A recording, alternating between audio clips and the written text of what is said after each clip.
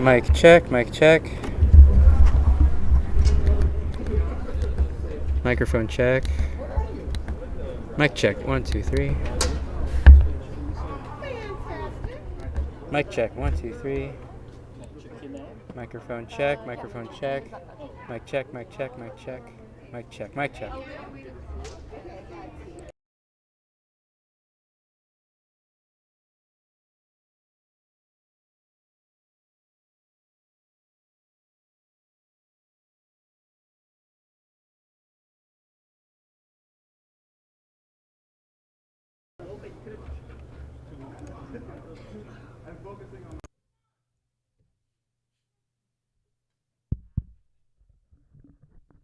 Mic check, 1, 2, 3. Mic check. Mic check, mic check, mic check, mic check. Hello, hello there, mic check.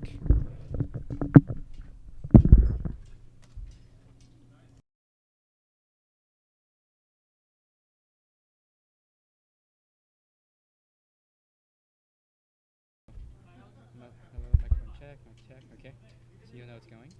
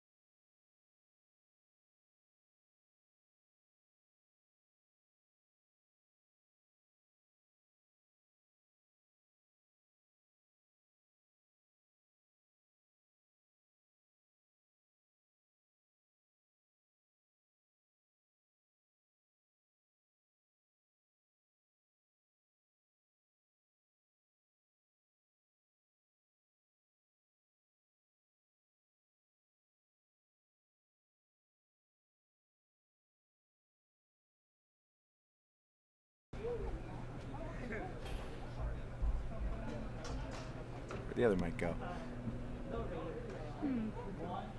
All right, welcome guys. My name's Steven and this is... Hi, I'm Trish. And we're running a little bit late tonight. There was a lot of traffic on the freeway. This is LA, and so fighters are still showing up. So we're gonna be starting a little late. Just wanted to let you guys know. So come back, chill out, go get some food, get some water. I would say maybe in about 15 minutes, the action should be starting.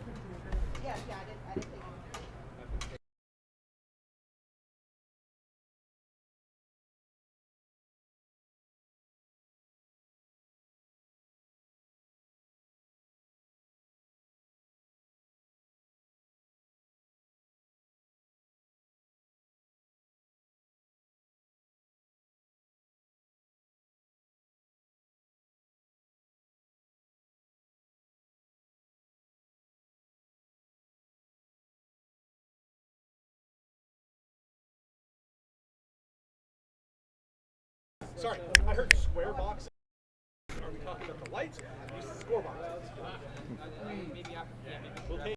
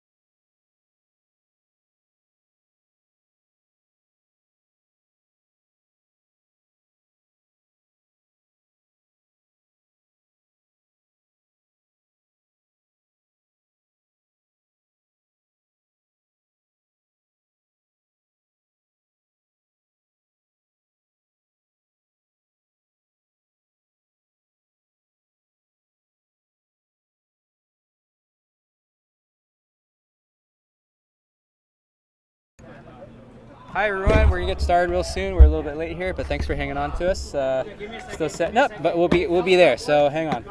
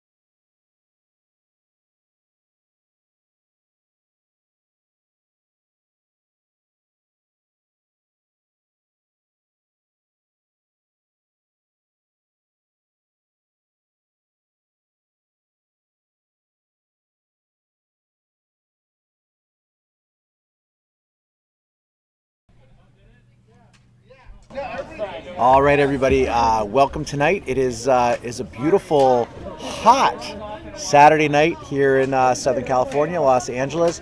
My name is Steven, and this is Hi, I'm Trish. Trish. While we're waiting, I figured we'd just kind of talk Lightspeed. Just talk the game a little bit. When you're getting ready to see a tournament, what are you most excited about? So I think in this tournament in particular, I'm excited because there's a lot of unranked fighters. So there's a lot of people that I haven't seen them fight before. I don't know their fighting styles, so I think it could make for some interesting matchups. And then added into that, we have some of our more veteran fighters. I believe Jeremiah is fighting tonight, and he's one of our higher ranked competitors. So it's always, And youngest competitors. and one of our youngest competitors. So it's always exciting when we have, a young up and comer going up against a bunch of unknowns or against other strong competitors. Yes. Yep. 100%. I always love anytime there's an event. I'm always amazed by the diverse background of people that come. Yeah. Diverse, sure, in sex and in color and in background, but just they look like they're living different walks of life. The people that you would never expect necessarily to come together here for sport, for competition, and I would say for community. Yeah, I would agree with that. I think there's friends that I've met through Lightspeed that I would say that they're some of my closest friends, even though I haven't known them that long, because you really do form that sense of community and bonding when you're kind of trusting someone else to beat you up, but not like injure you. Yes. And I think that builds bonds pretty fast. Yes. Yeah. If you're out there joining us, say hello in the chat box. Let us know that you're here with us. We've got some people. We're coming in on Twitch, and we're also streaming on YouTube. So say hello in the chat box. Introduce yourself, and let us know where you are watching. Let us know where you're currently watching from. There's been a lot of traffic up in LA tonight, and a lot of unanticipated delays from some of our fighters. So we've held off beginning the tournament for an unknown time period. Yeah, I think the rings have been set up. We're finishing up the lighting setup right now.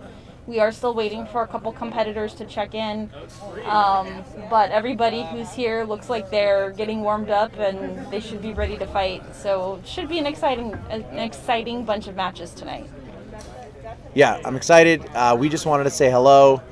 No one out there is saying hello back right now, so feel free to. And otherwise, Trish and I are gonna put the video on pause, show you guys the arenas aren't lit yet, but you can see right here some of our fighters getting ready. It is wicked dark. The rings will be set soon, and we'll be getting started.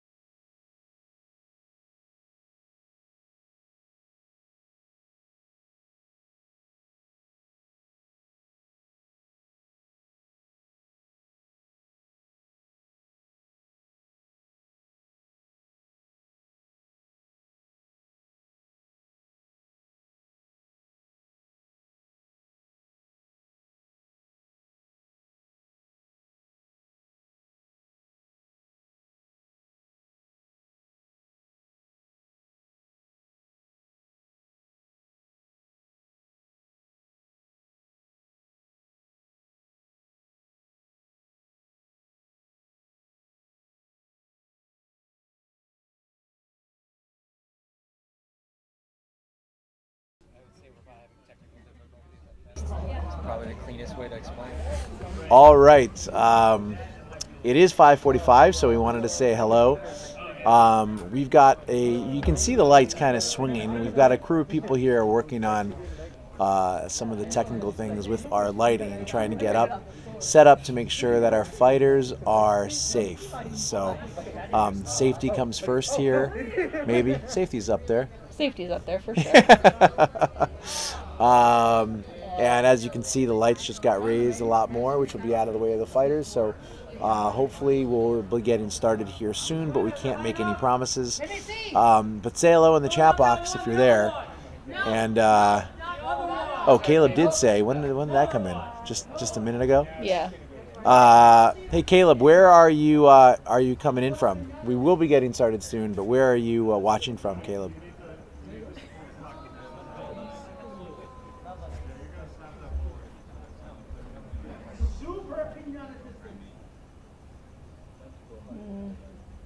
Yeah, it looks like they're having some technical difficulty with our setup right now, so Hang tight. hopefully we'll be starting soon. Play with your dog in the meantime. Take out the trash. Make yourself some dinner. Pour yourself a glass of wine. And practice some moves. And we'll see you guys soon. Again.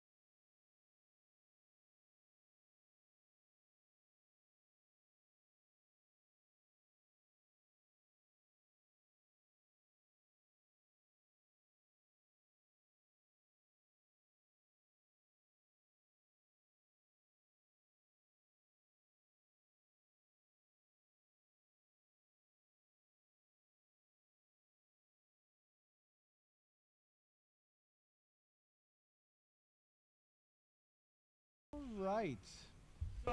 Ladies and gentlemen, possibly lady and gent, welcome back. As you can see, our fighters are in the ring, getting some instruction, getting some orientation. Trish, what are you most excited for tonight?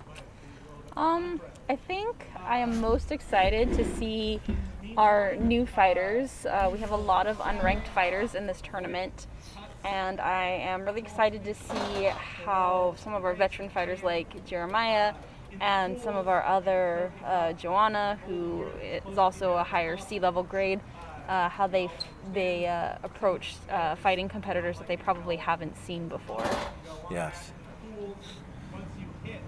Yeah, it's interesting because I believe right now Sean's going over some of the unique rules at this tournament that we have in this tournament. What do you know? What some of those rules are? Yeah, so I think because this is a lower level tournament where we have a pretty wide range of experience levels, so we have additional rules regarding like where you can hold the saber to reduce power levels and hopefully prevent injuries or well, I mean, I think the whole system is really designed to prevent injuries, but prevent perhaps like newer fighters from getting hit harder than they might expect, as opposed to some of our more experienced fighters who kind of understand like a level of competition versus like a level of practice. Yep.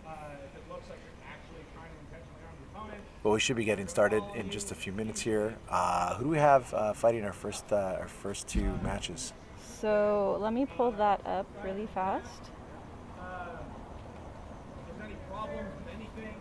So it looks like our first matches, we're going to have Patrick versus John M. in one of our rings, and then John Lee versus Jaron in our other ring.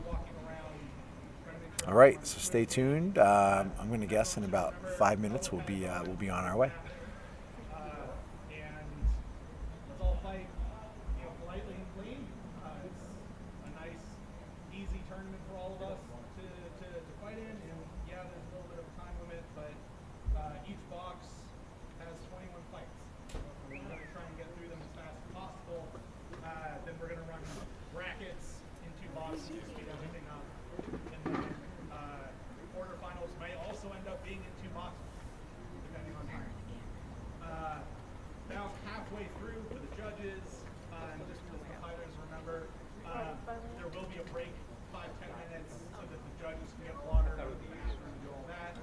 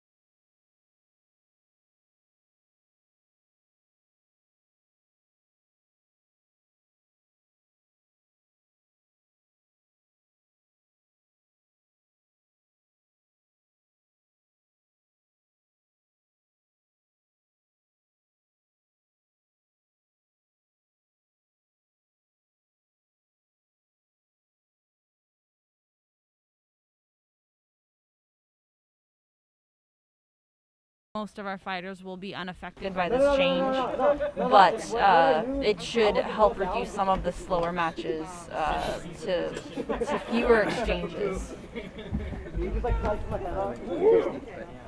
Oh my god. Guys, you have the right to back away in case they're blocking. So you can tell them.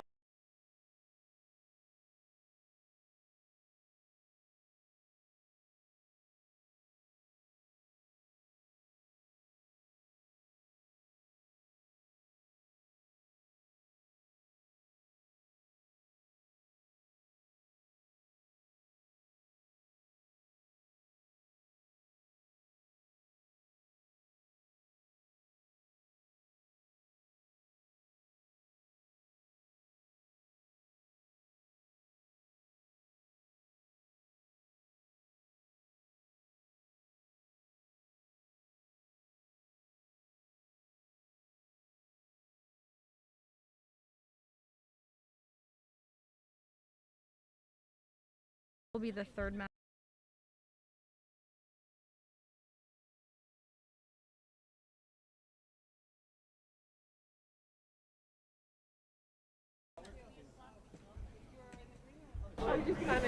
All right, Liam, thanks for that feedback. We were aware that the audio cut out. We did that on purpose. We were Doing a technical check.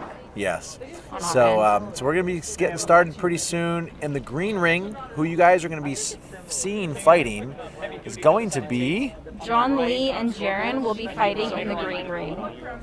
and it's my understanding that one of them is rated at a, Yeah, John Lee has an E-level rating, so that means that he has fought with us before and done well enough in our tournaments to earn a letter grade. So this should be a fairly exciting match because we have one of our newer fighters, someone who's a little bit more experienced. I guess I'm not even cool. that's better, right? I think. All right, Liam, tell us a little bit about yourself. Where are you watching tonight from? And Caleb, are you still with us? Say hello, guys. If you're watching right now, say hello. Let us know where you are coming from. I'm actually really excited to see some action. We've been waiting around for a long time, and I'm looking forward to being entertained, seeing some of these fighters fight. It's exciting. It is an exciting sport. I look forward to seeing them in action. Yeah, it's a little bit unfortunate that we had technical issues and we're delayed, but hopefully we'll be getting started very shortly. The fighters look like they're all getting situated, and our refs look like they're about ready to start. Liam's in Ontario. Is there a group out there, a Lightspeed group? Liam, have you fought before?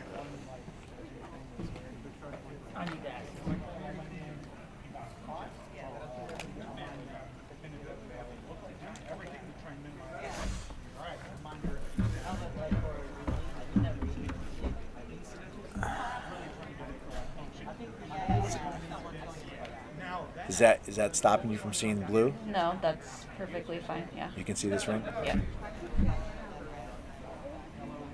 It's actually better, I think.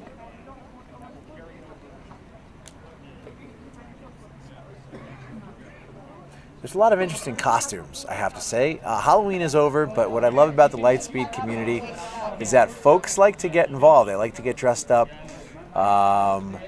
They like to wear, sometimes you see people wearing Star Wars tributes. We have a fighter out here who's wearing a Kill Bill outfit. Is there anything else you've seen out there of interest in terms of people's attire? I mean, we also have a nice mix of people wearing, our Lightspeed jerseys and being dressed in more athletic gear. So yeah, I think right now we have a really interesting mix of people who are really going more for that athletic sporty look, and people who are going a bit more for the homage to the source material. Yeah, when I fight, I like the sporty look. I like to wear our jerseys. I think the jerseys are sexy. They look great. I understand that we're in the process of getting those jerseys that we currently have are working their way out, and we're getting updated jerseys. Is that what's... Yeah, so I think the goal is to have more team-oriented jerseys, so that way when we have competitions, it's a little bit more obvious which team someone's fighting for, and what affiliations they have, and then also maybe help grow that like team spirit, community spirit a little bit more. Maybe get some more rivalries going. So very cool. Yeah, Liam. So Liam hasn't done any saber fighting at all. He just really likes Star Wars. Liam, how did you hear about this event? And then Liam, how old are you? John, you and Will, when you guys compete, you guys do like that. Well,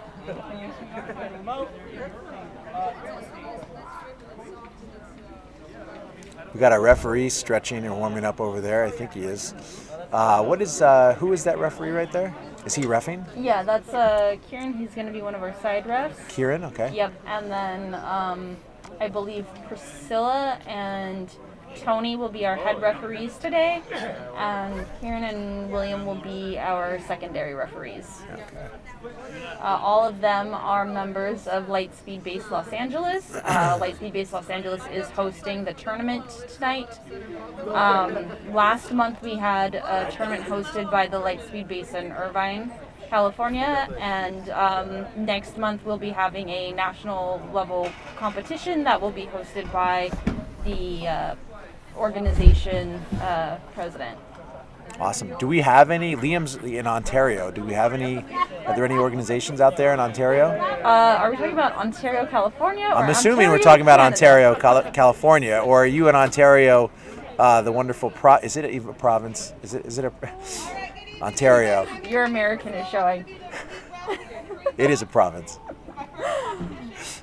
Toronto's the capital. Yeah, so there is a lightsaber group out in Palm Desert, but they are not specifically Lightspeed Saber affiliated. They do come to some of our tournaments, but they also practice other competitive formats.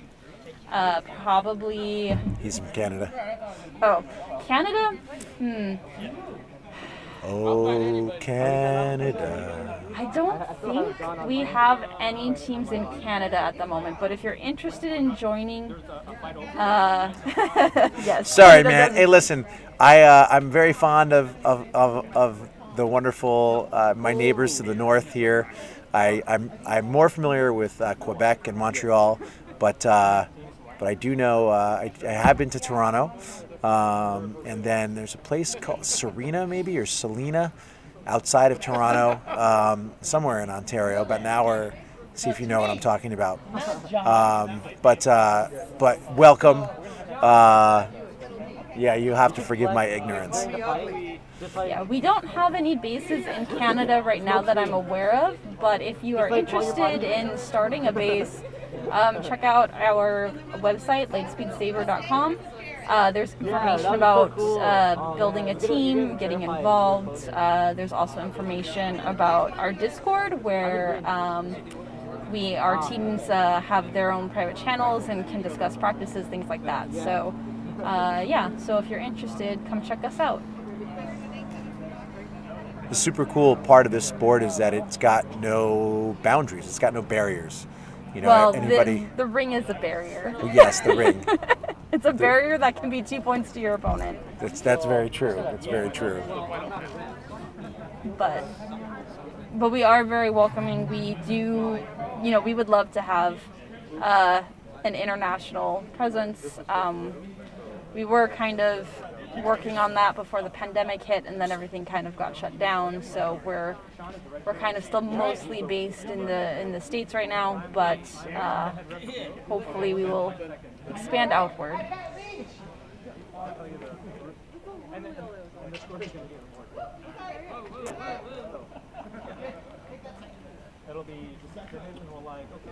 All right, fighters, let's get into this. Or I'm going to grab my saber and kick everybody's ass. Looks like our green ring is getting started. You heard what I said. No, I caught the tail end of that. I was like, wait, what?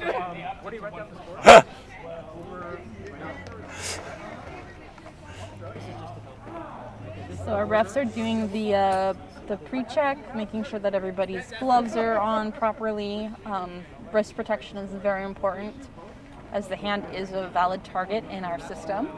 They're also checking everybody's weapons to make sure that the blades are seated properly to avoid any accidents with the blades flying out, and making sure that everybody has proper headgear. Let me check in your gear real quick. While we're going. You have all the old tape, but I trust you. I trust you.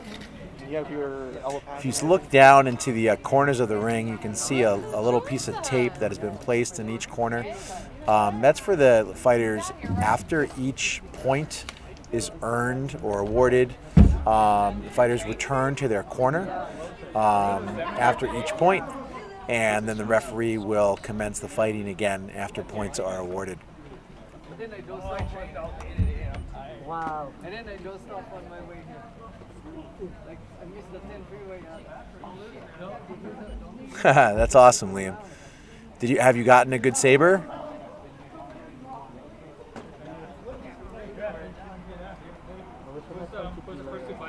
I remember when I first came, I was just so amazed at seeing all the sabers light up, and fight. I was like, this is the coolest thing ever. I felt like a child who had just stepped into my favorite movie. It really doesn't get old. It's such a beautiful thing to watch two people fight. Yeah.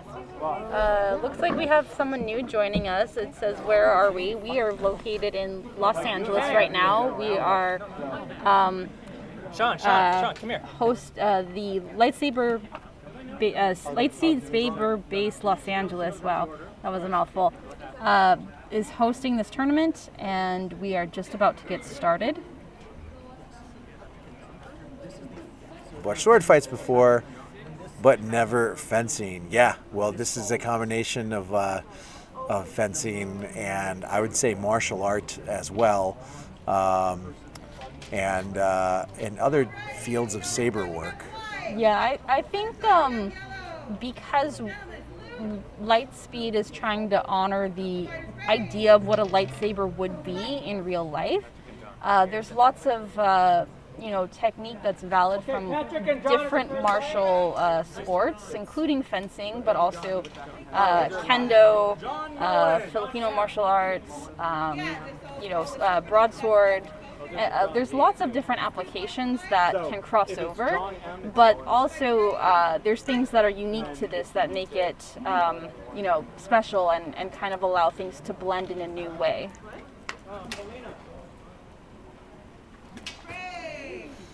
So if you're watching our head referee, you can see her making a cross with her arms right there. When you see the referee point to one of the fighters, that means that what she saw was that fighter get hit first. So in that situation, points will be awarded to the other fighter. That signal right there, she put both arms out, meaning it was a simultaneous hit, and no points are awarded for a simultaneous hit. We at Lightspeed like our hits to be clean. Oof, like that one right there. You could hear that. I don't know if the audio picked it up at all, but you can hear a shot to the glove right there. Yeah, it looks like the yellow fighter is trying to employ some level of defense, but they're just kind of been missing some of their angles. Ooh. Damn.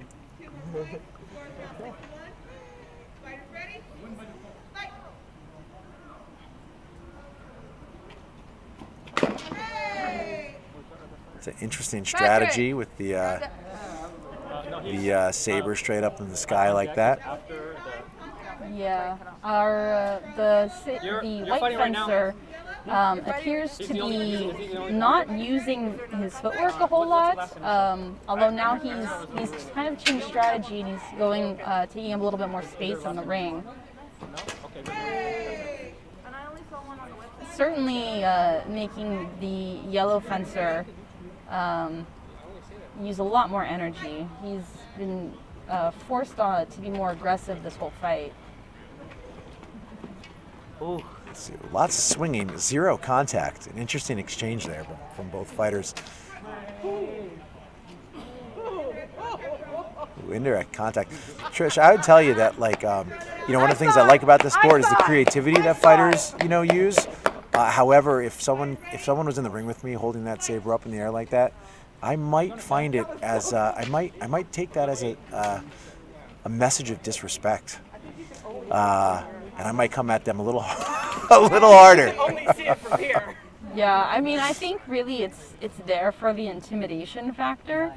And the other thing too that it does is it somewhat disguises the range, because the perception when someone holds their arm straight up is a little bit different than when they're holding it down. So, you know, the fighter who's holding it up is banking on the fact that they can bring their arm down faster than the other fighter can gauge the distance, which in that previous exchange worked well, but looks like we've changed strategies a bit. Yeah, there's a simultaneous hit there. It looks like score is 7-2. There's only 2 seconds left. Is that right? Is that the clock? Yeah, that's the clock. There's only 2 seconds left remaining on the clock, which means this will be the last exchange. And according to my math, there is no way for them to score 4 points.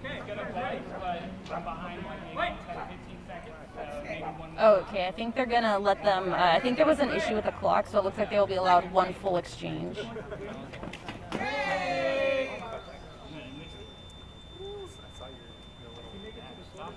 Looks like there was a clean shot to the arm, Yeah. landing on yellow. There was a secondary hit, but it was late on white, so 1 point's going to be awarded to white, and that's our match. And our white athlete taunting other players. I'm telling you right now, between the taunting and sticking that thing up in the sky, if I was in the ring with that guy, I'd make him pay for both of those gestures as he's walking by. Hey, come on over here, get on the camera. What's up? So tell us about where are you? Tell us about your strategy there a little bit. You know, I was sharing with our viewers that the interesting maneuver here. Tell us about your strategy with that a little bit. Statue of Liberty basically is the moment I go down, either they block it or I'm going to swing for the foot. It's either head or foot I'm hitting. And it's always one of the techniques that Tony's used against me is the moment I come down, it's either I go for the head or I quickly go for the foot. So it's one or the other. The moment I see them go up, quickly go down. And now I noticed that was working for you, and then you switched strategy. Is that just to keep things fresh, or what's your... Keep them confused, because if I keep doing it, they're going to eventually notice how to defend it. Awesome. Good match. Great job out there. Good luck in your next fight. Oh, I'm waiting on Joanna.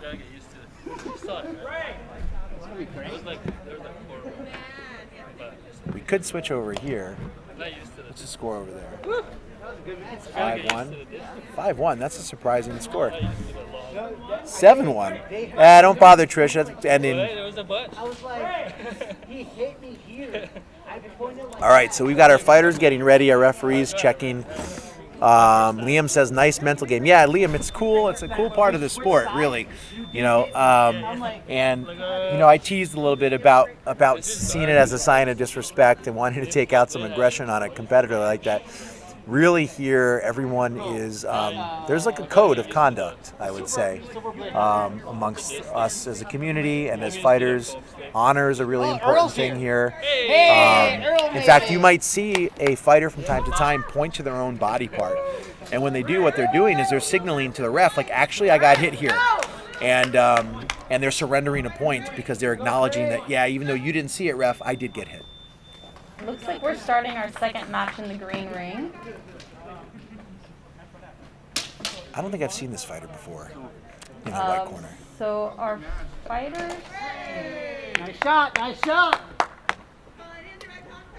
Okay, it looks like they Let's go moved white. to Bryan versus Raphael. I've Come on, not Raph. seen Raphael fight before, but Bryan has been fighting for quite a while. He's a member of Light Force. Okay. Based in Santa Clarita. They actually practice other formats of lightsaber fencing as well as lightspeed. Ooh, They haven't been to a tournament in quite a while. that was some beautiful footwork. Yeah. It looks like there were a few clean shots there landed. So it looked to me like Bryan managed to stay out of the way of Raphael's blade and just kind of waited for Raphael to like lose his balance a bit and managed to take advantage of that situation. That's a lot of footwork for an athlete. He's moving his feet a lot. Yeah, you have two very opposite fighters here. Raphael seems to be moving quite a bit, and Bryan is very still. He doesn't look immobile. Like, he looks like he's able to move, but he's not wasting any energy that he doesn't need to. What is up, Rob? It's Rob Chan in the house.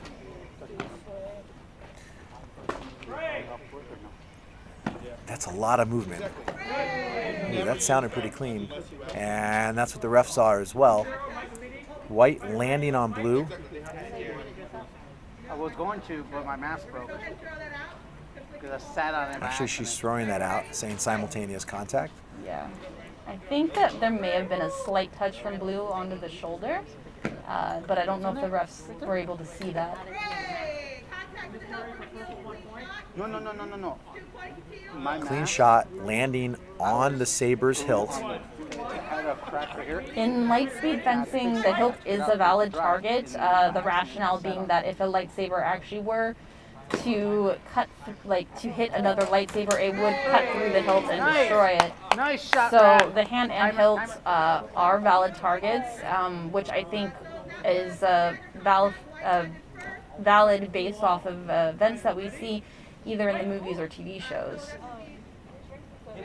And because we are using a 3/4 inch blade, it's light enough that using the hand as a target is not dangerous, given that everybody's using proper hand protection. So we're right now the referee is talking about the dimness of that blade. Yeah. So one of the rules for the tournament is that the blade does need to light. It's really important for the referees to be able to see. So if the blade goes out either because the battery dies or because the wiring gets dislodged in a hit, then the fighter does need to exchange their weapon. Oh, nice shot. Liam asks, have the fighters had previous sword fighting experience before Lightspeed? I would say, I never did. I came to this sport through wanting to give my children a Star Wars experience, and that brought me here, and I'd never had any sword fighting or fencing experience. There are a lot of people here with a background. I don't know, I would say maybe it's 50-50. Yeah, I would say that it's 50-50, maybe a little bit less on the experience. What we tend to get is people who either are really into Star Wars and then they fall in love with the sport, or we have people who really like sword fighting as a sport, and they want to learn a new variation of what they love to do. And then of course you have people who just love everything, and this is their jam. But Come on, Raph! Yeah, I would say that. It doesn't look like the referees are going to call a warning on that. If it was me, I probably would have, because the fighter did launch himself, but he lost his footing, and it sort of resulted in a point attack. He didn't get the point, but one of the things you'll notice is on the attacks, we don't allow stabbing, because while we recognize that if lightsabers were real weapons, a stab would probably be the most efficient and effective way to use it. Because we are in the real world with real physics, the polycarbonate blade that we use does not bend enough to allow for safe thrusting attacks without a much higher level of armor. So I'm not sure why they didn't call a warning on that last exchange, but it didn't matter because Bryan got the point and was able to take the match. Now we're going to switch over to Blue Ring, where it looks like Polina just finished her match. So let's see who will be next over there. I think next will be Alfonso and Jeremiah. which should be a very exciting matchup. Jeremiah is one of our newer fencers. Well, I shouldn't say newer. He's one of our been doing youngest, it for at least 3 years, right? He's one of our youngest fencers, but he's also one of our highest ranked fencers with a B grade. I believe is he a junior in high school? Senior Yes, in high school? Junior in high school? He's at the age where he's allowed to learn how to drive. So, All right, so he's at least 15 and a half. yeah. I think that's fair. So this should be an exciting match. I think this is kind of one of the ones that I'm most looking forward to. Now, who's Jeremiah going up against? Jeremiah will be going up against Alfonso. Well, I'm not gonna make it to finals.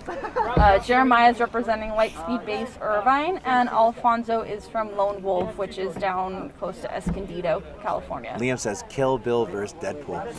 You had in our last fight, it looked like the Mandalorian mask. Yes, and the last match in the green ring was, and then when we switched over to blue, Paulina was definitely rocking the Kill Bill uniform.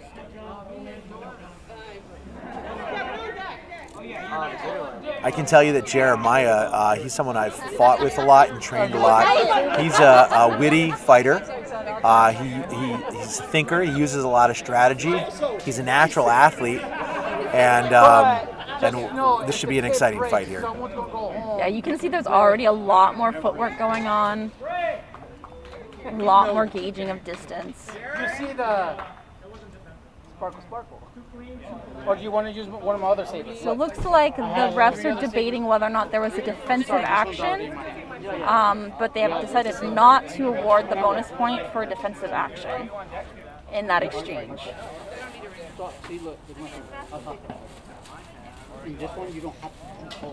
Jeremiah seems to be keeping his blade low and going for a lot of upswings. Those are notoriously difficult to defend without a hand guard. And it looks like the white fighter Alfonso will need to change his strategy to deal with Jeremiah. No, on our match. We have our. Yeah, aren't we gonna Scores go 3-0. Jeremiah's in the lead. Yeah, that's why. I'm gonna go. Jeremiah, there's his fast lunge that he's got. I'm not gonna go to finals. So. Dude, you don't know that. Because of his age, he really is, that youth, he really is able to cheat a little bit more and take a little more risks than some of the older fighters, I find. Yeah, the other thing is he has actually very solid technique. He didn't come into Lightspeed with any former experience with any weapon sports, so everything he knows he learned from us taking our classes, but because he's young, he really was able to, ingrain that in his muscle memory, and so he's very fast, but he's also very technical. Makes him a very challenging fighter. It looks like he's been trying to employ defense, but the refs seem not to be giving it to him. I think either it's too subtle or that the exchanges are happening too fast. Yep. Yeah, you can still make top four. Hey, Jose, we gotta do the thing though. Last match, you gotta do it. Top 6 averaging.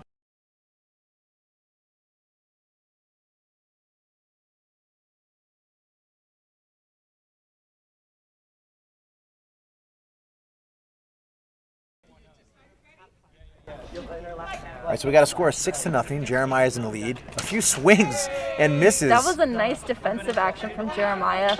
Really good shield 3. And there you can see Jeremiah conceding the point. So it's White's first 2 points on the board. He's got 40 seconds left, enough time to come back into this match. Jeremiah definitely has the momentum. And I know Jeremiah, sometimes he gets a little tired, so having that car pull out of that parking lot might be his advantage right now, giving him a little bit of a breather. Yeah. Expect him to come out hard.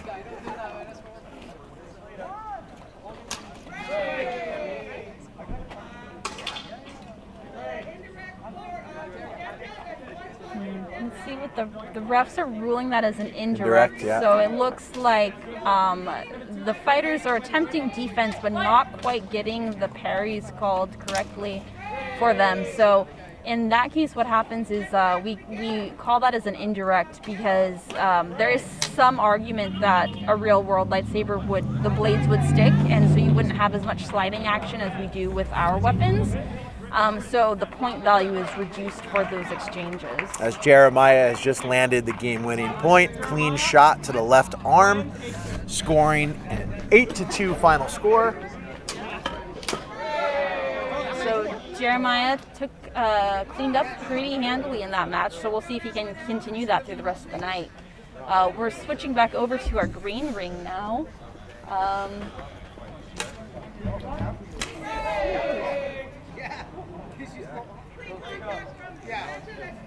Going against Joanna is like going against a T-Rex. Stay still, she can't see you. It looks Score like, is 4-3 with 1:03 left on the clock. looks like we have Hans versus Jaren in the ring right now.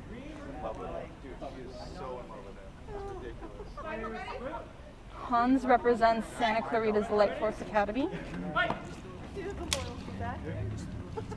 Is Hans our predator-looking friend over there? I think Hans is in the green with the Light Force uniform, and then Jaren is unattached. Vaughn, 2G4, I don't know who that is, but introduce yourself, say hello. Says no concessions during the tournament. What does that mean? Does that mean no honor as well during the tournament, or what's your perspective there? A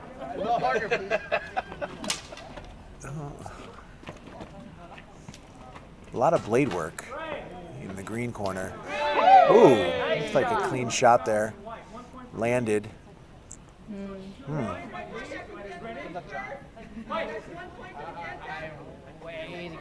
Refs are ruling that as an indirect for the purple fighter. 4-3.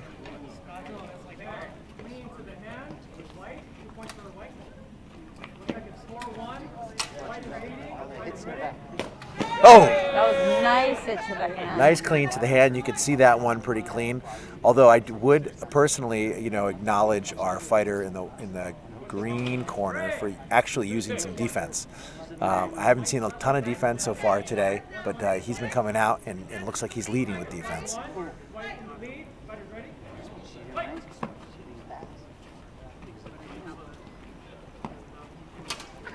Oh! That was beautiful. He had a defensive block and then lunged in, striking clean the hand of our purple fighter. Yep. And the refs are acknowledging that there was a defensive action on that. In our system, if a defensive action immediately precedes or follows a hit to the other fighter, it's worth 3 points. So it's a quick way for a fighter to jump up in the scores. And right there, purple came in with a clean swipe to the hand. Our fighter in the green corner, extremely disappointed. He had the momentum. He thought he had that one, and then it got away from him in the last moment there. Yeah, but that fight was really close, so that was a good fight. I smell pizza. Someone's delivered pizza. Looks like our next match will be Joanna versus Earl. These are actually two of our more veteran fighters. Joe's been fighting with us since 2017, 2018. I believe in you! She's actually the, I believe, reigning women's national champion because we never had a follow-up due to the pandemic. Okay. So she's the title she's kept for many years. All right. But we will be having our national tournament next month, so she'll have to fight to keep her title. Earl has a strong background in Filipino martial arts, so he is always a fun fighter to watch. All right, let's see what happens. The score is 0-0. There's 1:45 seconds on the clock. Joanna looks like she's ready to come out.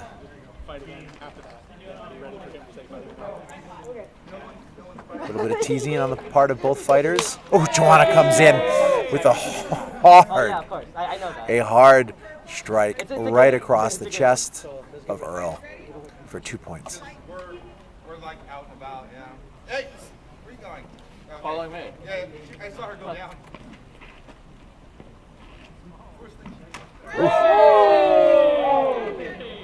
Joanna reaching again with that her blade, but Earl returning with Joanna not landing any contact. 2 points for Earl.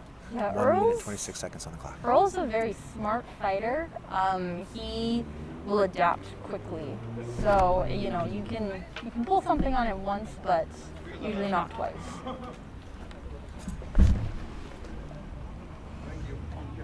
It's like 2-2.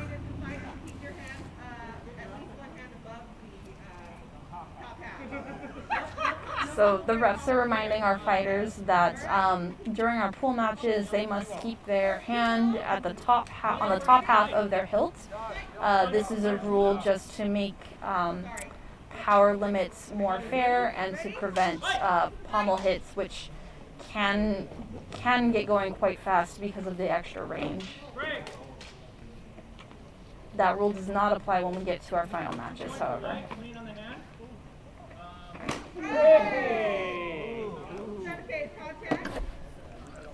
Part of me wants to shift over here. There's some intense action happening over here in this other ring. I'm going to see what this next point looks like. We have 2 good matches going on. Oh. Looks like Earl came in just ahead. Our refs are giving 2 different calls, but they both would amount to 1 point for Earl. So it's either one of our refs saw an indirect hit and the other ref saw a first contact. So either way, Earl is now ahead 3-2. I like the way Joanna comes out with a lot of courage. She's not afraid to decrease the distance between her and the fighter. Yeah, she's definitely one where she will take up her space and then retreat when she needs to. Now, do you think that's a confidence in speed or a confidence in her defensive skills? What is that about? I think it gives her the room to be patient, which is like that's kind of her game. Like you can see her waiting there. Oh! Man! I don't know if you guys could hear that. We certainly heard it from over here. Joanna landing a clean hit to the hand. Score 5-3 with 45 seconds left on the clock. Very solid hit. You can see that Joanna will charge in, but then kind of assess the situation and wait. And you could see that she was waiting for Earl to get in range, and as soon as he got in range, she took her shot and landed. She's very, very good at judging distance.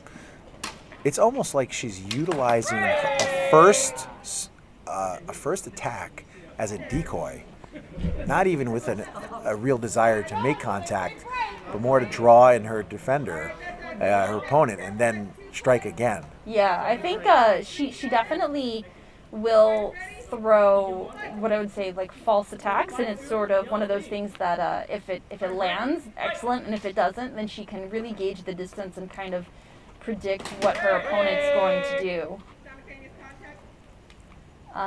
In the previous exchange, Earl was using some nice defensive actions, but he wasn't following them up with counterattacks, which really has lost him a lot of points. He's down by 4 now. Oh! Listen, I'm going to be honest. What just happened there? So Joe, I believe, just won that match, but in our other ring, one of the blades has flown out of the saber. That is something that does happen, but the refs should be checking the weapons before the match to make sure that doesn't occur. It's possible that there's a faulty set screw, and the fighter will need to fix that before the other match continues. Joanna, don't sit down yet. Come on over here. Don't sit down yet. Come on over here. So, great fight. Good job. Thank you. Congratulations. Nice fight. Thank you. So what was challenging about that match for you?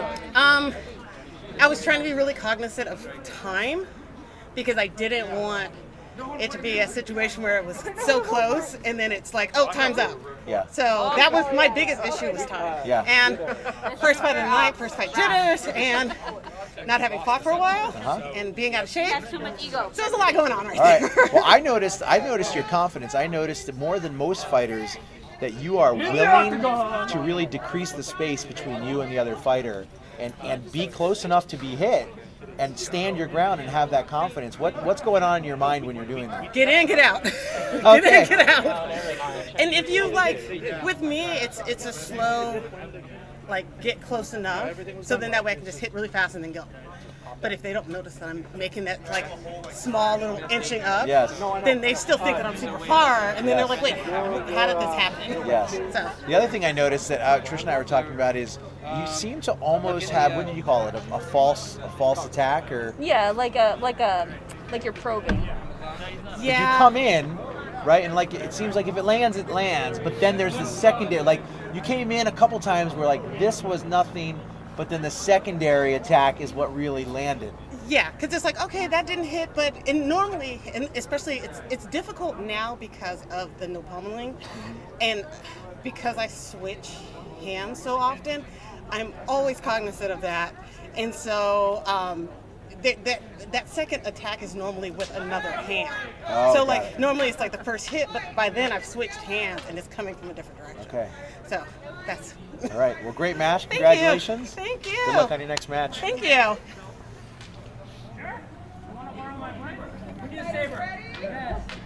All right, we got a fight starting. Oh, he comes out fast.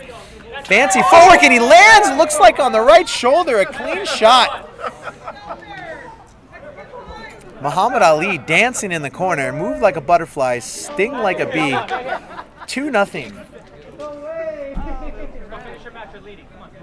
And who do we have in this ring?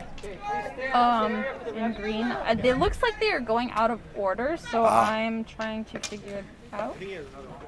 Well, I'm just going to call him Fancy Feet because he likes to move those feet a lot. He's dancing a lot. I don't know how that doesn't make him tired. Couldn't quite tell. So here we have just polarity of fighters, right? Yeah. We've got Fancy Feet in the left corner, and we got the Statue of Liberty who doesn't like to move at all in the right corner. Yeah, and if you can outpace your opponent, in theory you don't have to move that much. We saw a more stationary approach work well for Bryan, who we saw previously, but I think in this case, our fighter on the right, Jose, is going to be forced into moving a bit more just to keep up. Looks like there was a hit landing on yellow, but then a secondary hit.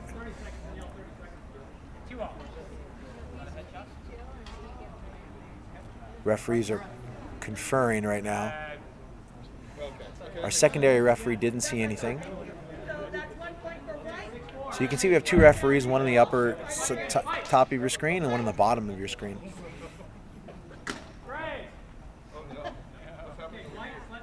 I actually like what I see here. A battle of wits. Simultaneous hit, not clean enough, not enough defense. Just two guys having fun in the ring, trying to cause a little controversy with their attacks.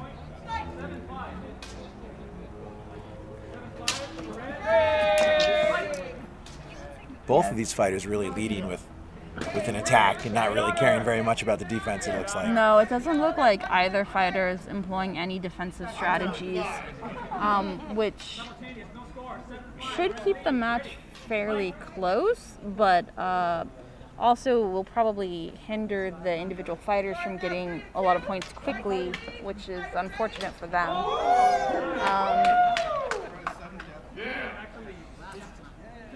It also, in my opinion, hinders the fighters from improving.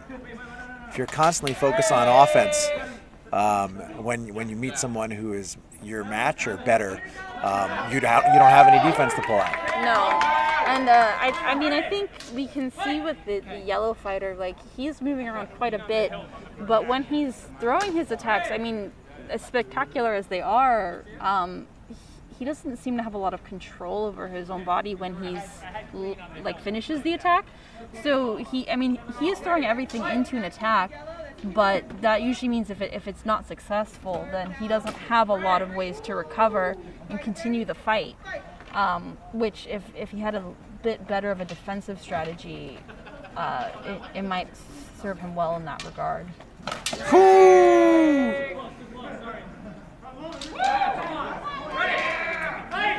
So Priscilla calling a simultaneous hit.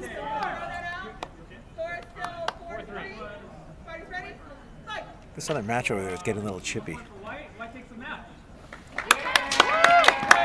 Oh! Great exchange there.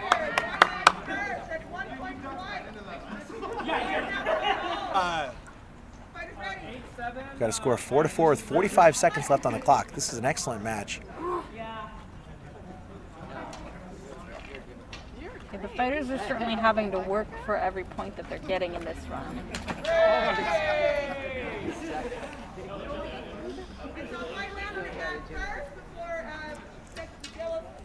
Priscilla calling for a hand hit from White. It looked like White kind of held his blade out and then Yellow kind of fell onto it when he jumped into the air.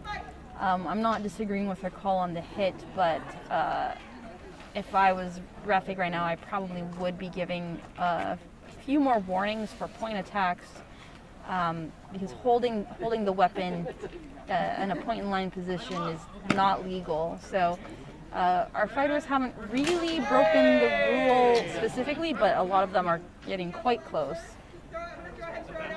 This has been an interesting match. I've not seen one defensive maneuver yet. Both athletes enjoying their creativity and enjoying finding creative ways to attack.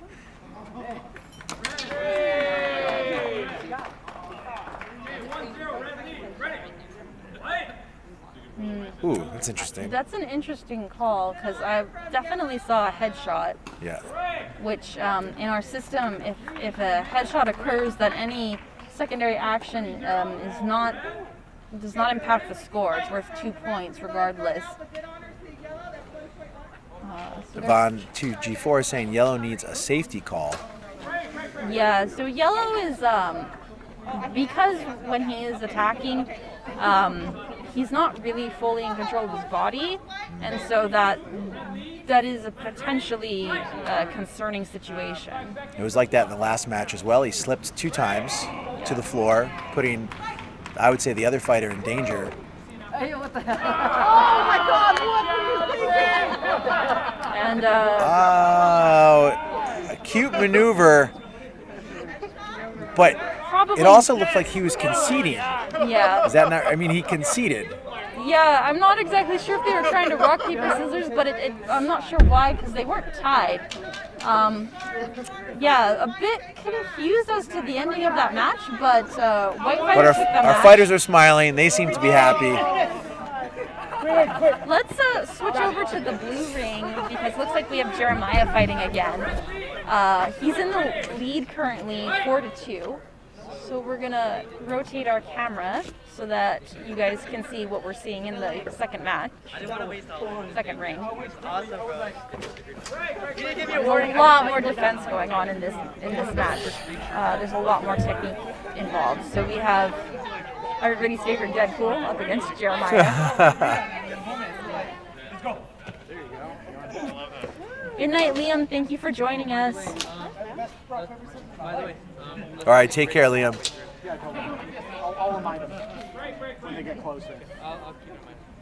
Our head referee calling Referees a break. are calling a break, but I don't think there was an actual exchange there. He might have been just applying a warning there, it looked like. Yeah. Jeremiah employing some nice defense there. Refs are calling an indirect hit onto Jeremiah. Must have slid down his blade, so probably his defensive action was not correct. They went rock, paper, scissors too. Was that for the match or just last point? Last point. No. They should play for match. I don't think Ken would like it.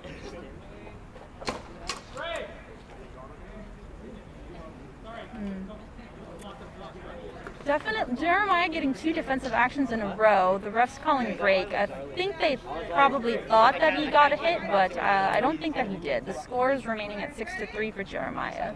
It was still like I lasted that long. Refs seeing a defensive action in that last exchange.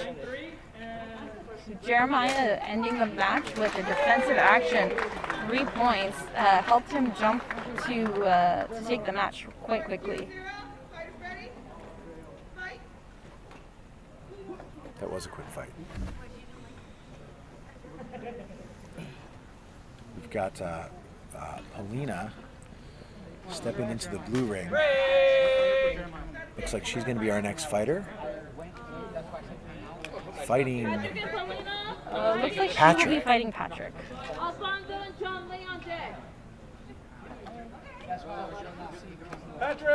Polina, relatively new. She fought in her first tournament just last month in October. Sporting the Kill Bill uniform.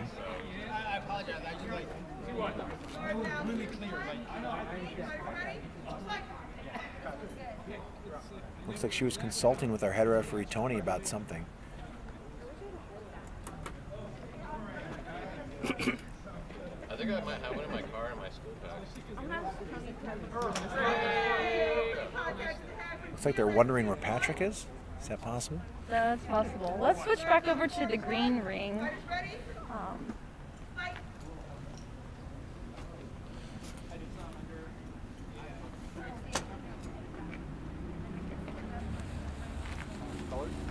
We got a score of 4-1 in the green ring.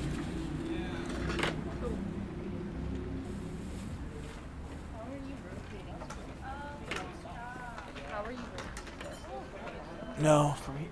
Just grab that right there, yeah.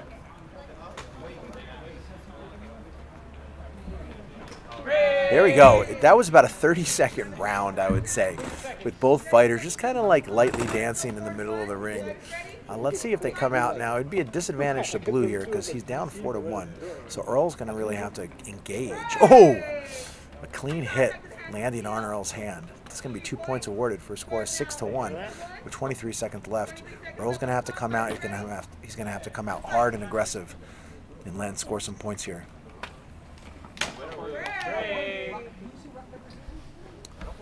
Looks like there was an indirect hit, landing 1 point for Earl. Score is 6-2 with 19 seconds left on the clock. That is enough time for Earl to get back in this match, but he's going to have to work quickly. Yeah, if Earl can use a defensive action, he can get back in it pretty fast. But Bryan doesn't throw swings unless he's pretty sure that he's going to hit. So it'll be hard for Earl to work that out. So we have a more indirect hit here.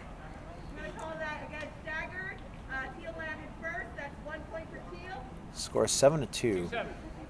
6 seconds remaining on the clock. It's enough time for two points if you come 2 rounds if you come in fast. And Greca's in. It looks like he does. Landing a point. Clean. 2 points awarded. Earl still in this match. Yeah. If he can get a defensive, he could tie it up. Defensive action, do it! Quick! Oh. Earl coming out with a unique strategy considering the context. What he really wanted to do there was wait for an offensive action against him so he could defend, return. Right, but Bryan is not the kind of person that would throw it, and he was just run in and throw an attack. So it would be difficult to have that happen within the time limit. And Bryan has no incentive to actually go attack Earl because he was ahead point-wise. But doesn't the time does the time end at the buzzer, or does the time end at the round that the buzzer lands? So if there's a point differential, the time ends at the buzzer. But the referees can make a call to allow for the full round to go. Often they will do that if they know that they have let the clock run a little bit too long. So we saw that happen in our first exchange where they allowed them one full exchange regardless of the clock. But in this exchange, I think they would have ended with the time.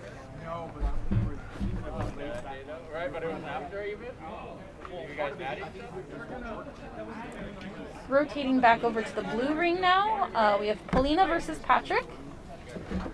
And Patrick, who I have to say from the last match I saw, an extremely aggressive fighter. Yeah, Patrick definitely displaying some footwork there. Certainly can move. Second across the room, got the star and rewired a bunch of stuff. Oh, is that bad? And then it's always been like. Polina employing some blade work, but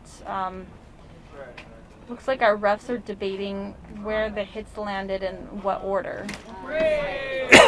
Looks like Polina landed a point 2-2 with 1:12 left on the clock.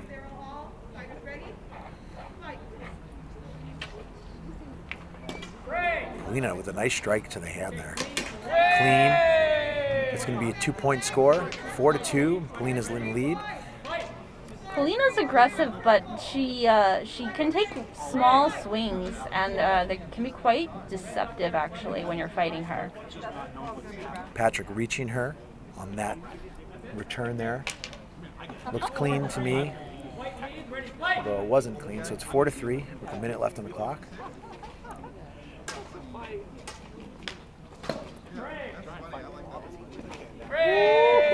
Looks like Chris in the chat is saying that he loves LSL and good footwork, and we are right there with you.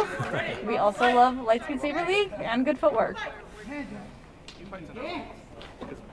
Oh, that was a fast, quick shot. Our secondary referee couldn't see exactly what happened on Polina's side. They're conferring right now. You can see there the angle was really tough. Polina was kind of blocking Patrick, our view from Patrick. And that would be on the same view line that the referee is in. Yeah, it seems like our fighters tend to be rotating quite a bit in that ring, and I'm not sure why, but it will make the job a little bit tougher for the referees. 5 seconds. 1 point for White. Goes down to the dope. 5-4. White leading. Fighters ready. Yeah, Friday night. Anytime. Patrick coming out with showing something different every time, which I like. Looks like that might have been a simultaneous hit. Tony's going to throw that out. Patrick comes storming out of the gates there.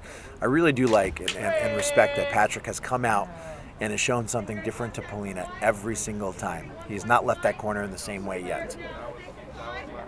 Versatility is definitely a strong point in competitive matches, because if your competitor can figure out what you're going to do, then they can figure out how to counteract that. But if every time you have an exchange, it's a mystery, then that will keep your competitor on their toes. Certainly. Polina is up 6-4 with 15 seconds left on the clock. Simultaneous hit there. No points awarded. Polina still winning 6-4. That was a spicy meatball. Here comes Patrick showing something else. Both fighters showing some level of defensive action there until they went for, looked like a near simultaneous attack. I think our refs had the better view. It looks like they are going to award a first hit, perhaps. There's only 7 seconds left on the clock. Polina's up 6-5. Patrick comes out striking the head.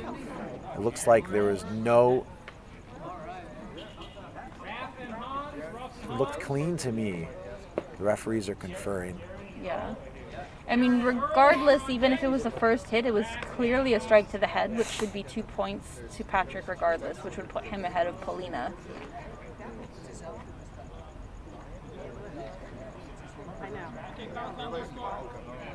Looks like No score was awarded. Perhaps there's some technical issue regarding how he was holding the saber. And that's how the match ends, with a very awkward buzzer, making Polina our winner there, winning 6-5. I'm not sure what happened with that hit to the head. It looked like I think it was like a safety thing. Yeah, I think there might have been some technical rule. It was difficult for me to see from this angle where we were sitting how he was holding the saber. So it's possible they could have called a point in line, although I thought the saber was angled up enough to avoid that. But it's also possible that he was gripping the saber like at a pommel level, which is not allowed in our pool matches. So that could have been another reason that it was thrown out.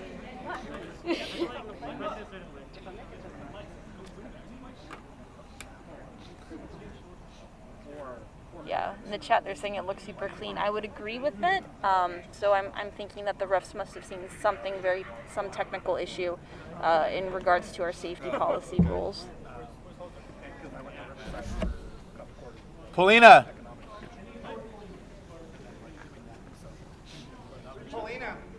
It's not mine, it's my friend's. All right, so while we're getting ready for our next match, we're inviting Paulina over here to chat with us about her strategy behind that match. Hello. Great fight. Nice job out there.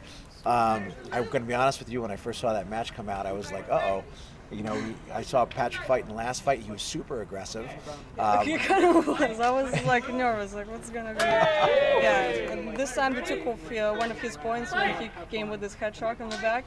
They threw it away because they were so aggressive. They said too. Yeah. Why did they throw that point away?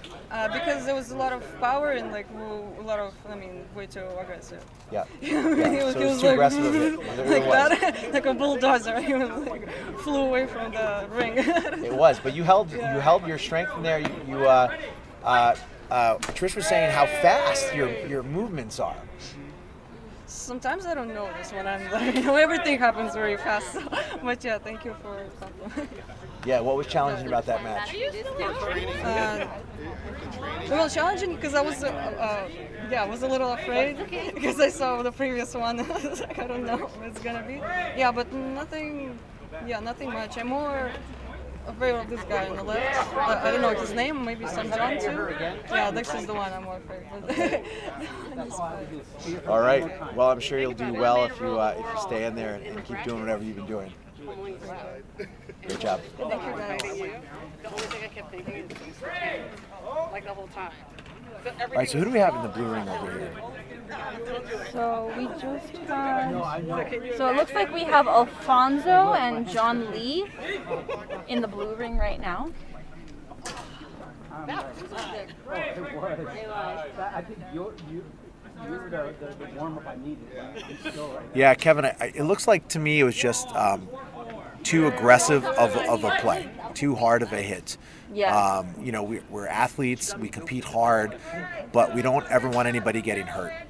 And look, I'm at my height, 6'3", and at my weight, about 260, and my strength, I could probably come out here and swing my blade as hard as I could and push through some of the best fencers.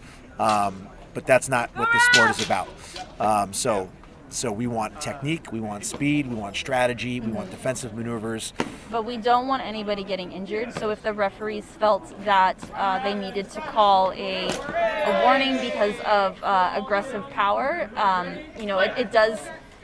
Unfortunately, it did look like a good hit, but if the referees felt it was too hard, they are sending a message to all of the fencers in their pool that they're not going to tolerate anything that would be too abusive. Yep. If it actually landed anywhere that wasn't armored. This match so far, we've already had a disarm, which was quite exciting, and it looks like we are getting some contact there. Score is 7-4 with 50 seconds left on the clock.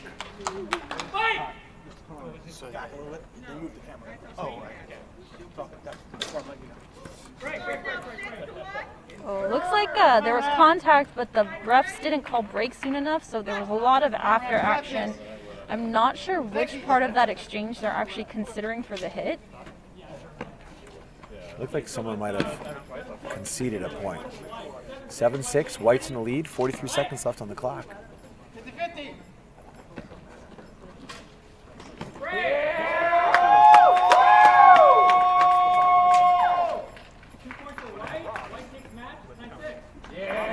Very quick match. This point total is 9-6, so it was pretty close, but White had a pretty decisive final hit there.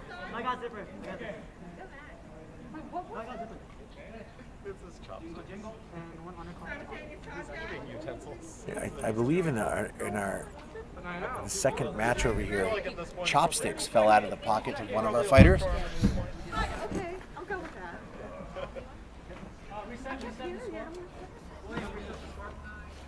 While the blue ring is resetting for the next match, we'll move over to the green ring. Right now, our score is 1-6 in favor of the yellow fencer. Looks like in this exchange, though, purple landed first contact, so our score is now 2-6, but only 9 seconds remaining. So our purple fencer from Light Force Academy is going to need to do a defensive action, and even then I don't think that they'll have enough time. Nope. And the clock has just run out, and the first contact is from yellow, so it looks like yellow took that match pretty decisively. Moving back over to the blue ring now, our score is starting off at this point 2-0 in favor of the green fighter. So purple just landed 2 points. It's 2-2. Woo. I believe this match is John M. versus Derek.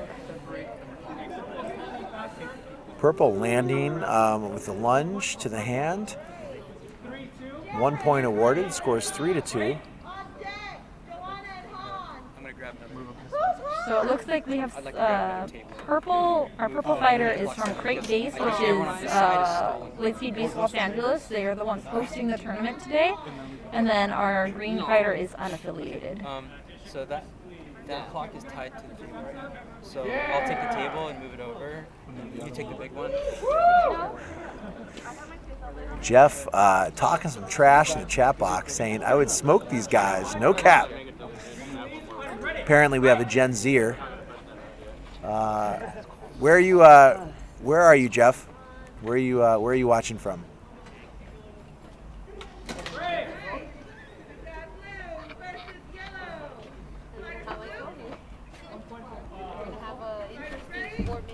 Looks like Chris in the chat has to sign off right now, but don't worry, Chris, we still have a long night of fighting ahead of us. I'm sure we will still be here when you get back from walking your dog.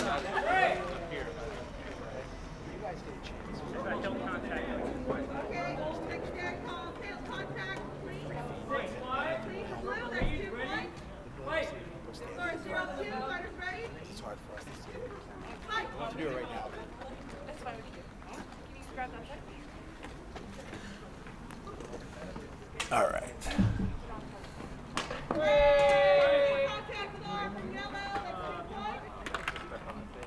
QW says, thanks for live streaming. I miss it. Aw.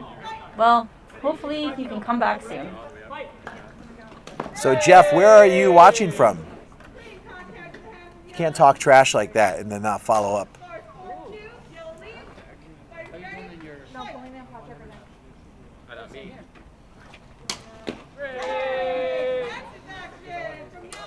Whew. Good exchange there. Taken a while. Looks like not a lot of defensive actions, but definitely a lot more blade work than footwork. 7-5, purple's in the lead.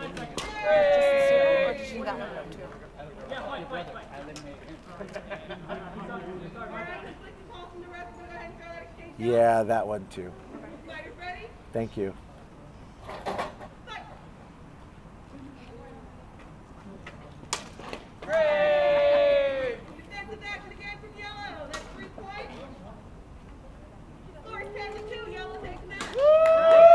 Purple going in with a lot of trying to undercut the hand, but green looks like it's not having it. Although our refs seem to be debating whether or not that last attack made contact. Looks like they are going in favor of giving the point to purple, so purple is taking that match. So I appreciated the way that our green fighter fought there. One of our bigger fighters tonight, he keeps his ground and he's got fast hands. So he had the willingness to hold his ground, not move. He didn't move a lot, but he used his hands, speed, and blade work to stay in that match. I believe he is one of our newer fighters, but I think he has a background in fencing. So yeah, his hands are quite fast. He does know how to use a blade. You could see that he was attempting the defensive blade work there. I think because he comes from a fencing background, he's used to having a handguard protection, So I don't think he's quite got the angles on the Lightspeed blade defensive positions yet. But he has a lot of experience, so I think he'll adjust pretty quickly the more he participates. Blue.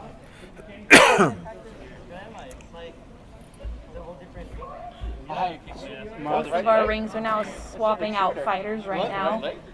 Looks like we are taking a quick break to adjust our scoreboard setup. So we're going to take a quick break here too. We'll be back in about 1 minute.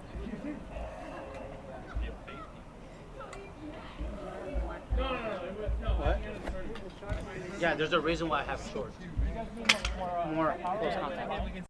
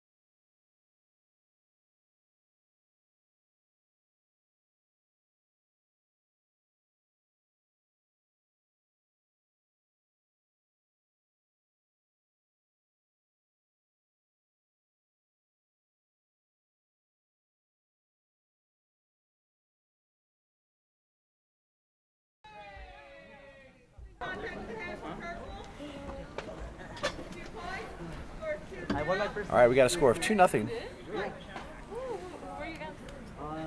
Don't worry. Yeah. I'm so surprised.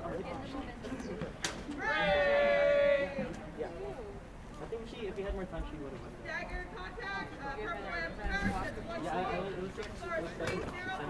So in this fight, we have Joanna versus Hans. Hans is wearing the green Light Force Academy swag, and Joanna has got her music note mask on.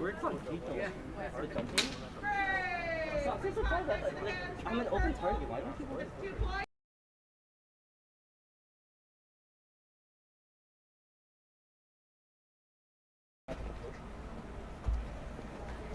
Where am I trying to dodge? You're good right there for now, I think.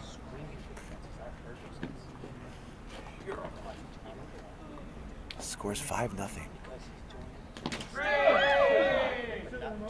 Looks like another clean shot to the hand. There's a secondary hit. Oh, that was the one where okay, I saw staggered, but Magenta landed first, so that's 1 point for Magenta. 1 point for Magenta. Scores 5-1. Joanna with a convincing lead. 1 minute left on the clock. And there's plenty of time for Hans to catch up. But Joanna does not give up points easily. You can see her right there switching hands. Attacking with the right. She was defending with the left and switched her grip. Definitely something about Joanna that makes her difficult to fight. Yeah, definitely the no pommeling rule for our pool matches is hindering Joanna in that regard, because she does like to switch her grip quite a bit. It's more difficult when you have to make sure you're choking high on the hilt. but she doesn't seem to be hindering her too much in this match so far. She's up 7-1. But I think it's just And it looks like the refs are going to give her that final point on this exchange, perhaps. Oh no, they're throwing it out. Looks like they saw opposite contact. It was a bit messy, so that's logical on the part of the refs. Score is 7-1, 20 seconds left on the clock. This match should belong to Joanna no matter what happens in these next 20 seconds.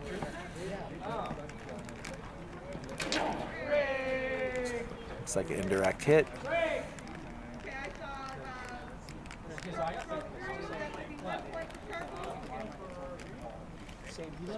Match is ending on an indirect. Usually not the most fun way to end the match. If you're a fighter, usually you really like to end on something clean and, you know, very triumphant feeling. But, you know, in these pool matches, point differential is also important. So I'm sure Joanna is happy with that 8-1 lead. We have an exciting match of speed over here. Two very athletic fighters. Notice the way that they dance in the ring. You're going to see these exchanges. Uh-oh.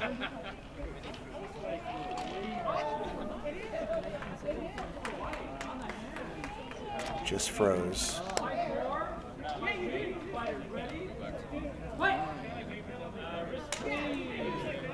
If you're out there watching and we've frozen to you, please let us know in the chat box. Looks like our fighters have froze. Don't quite know what would have caused that. Battery change? Oh, yeah. Could be that. Battery in our camera. We're going to change over here. Okay, thanks, guys. We are working on a battery change for our camera.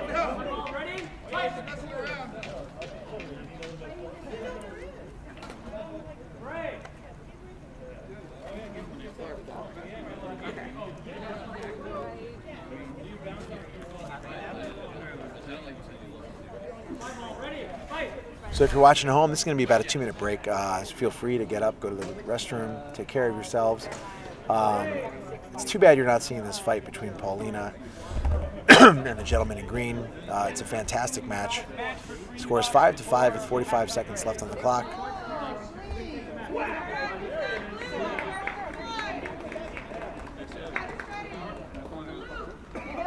We'll be right back.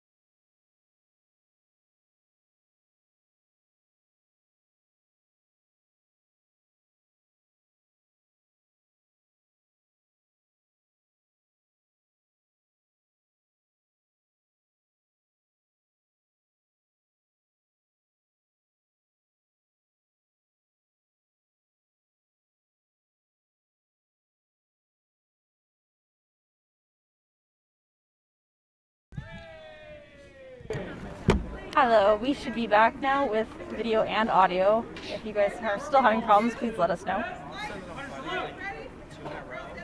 What is the name of our fighter in the white again? Oh, Earl? That's Earl. No, over here. The white blade. Oh, the white blade. I think that is John Lee. No, that's Jose. I love his playfulness. The competitor to me would not tolerate some of that playfulness in the ring if I was in there. I'm going to be honest with you. Yeah. I would come hard and make him pay for some of that dancing that he does after winning points. Yeah, I've noticed that some of the Lightspeed Los Angeles fighters, they kind of have their end zone dances, and I don't think that's something that that I've seen developed so much in other clubs. Could be an LA Hollywood thing, perhaps. But yeah, as a fighter, I definitely wouldn't appreciate it, and I would definitely make somebody's flesh sting a little bit if that was what was happening with me in the ring. What are your thoughts out there? Ha1002 says he likes to rub it in. JJ says white unsportsmanlike conduct. Yeah, you guys, I would kind of agree with that. Now the thing is, if you could see his smile, you would see that it's all done in good playfulness. I think. Because he's smiling and he's happy and he's playful. He engages with the other athletes. But my competitive nature would not appreciate it. No, I think it would. I'd probably not tolerate it well while I'm competing either. We'll switch the camera over to the blue ring. That was a nice right shot. now we have Patrick versus Derek. The score right now is 7-4 with Derek in the lead. He's been making quite the run the past couple exchanges.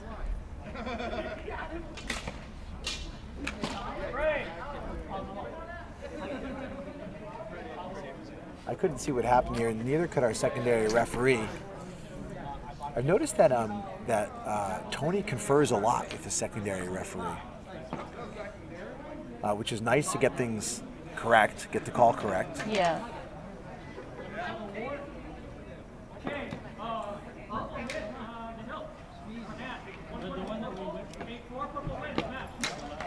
This is an LA 2-dubs. Kevin says playfulness has its place, but there's a reason we have no excessive celebration as a rule of conduct. Yeah, that's well stated, Kevin. Especially if you have someone like me who doesn't take it kindly, and then I raise my aggression, and then we're all of a sudden we're in a sport that none of us really want to be in. Yeah. I mean, I think our chat has kind of, all agreed that, dance when you're done.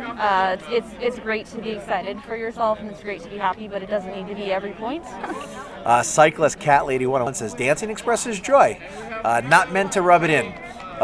Is this Cat Lady's opinion? And then Ha1002 comes in and says, but I think it's good. Just think of him as a Sith. Haha. We're gonna switch back over to the green ring now. It looks like our matches are not active, but we have some fencers who are using the ring while our referees are taking a quick break.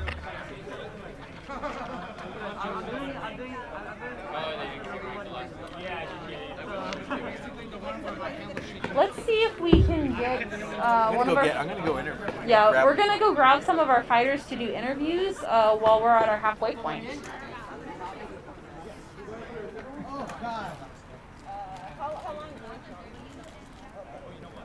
Can someone help me on...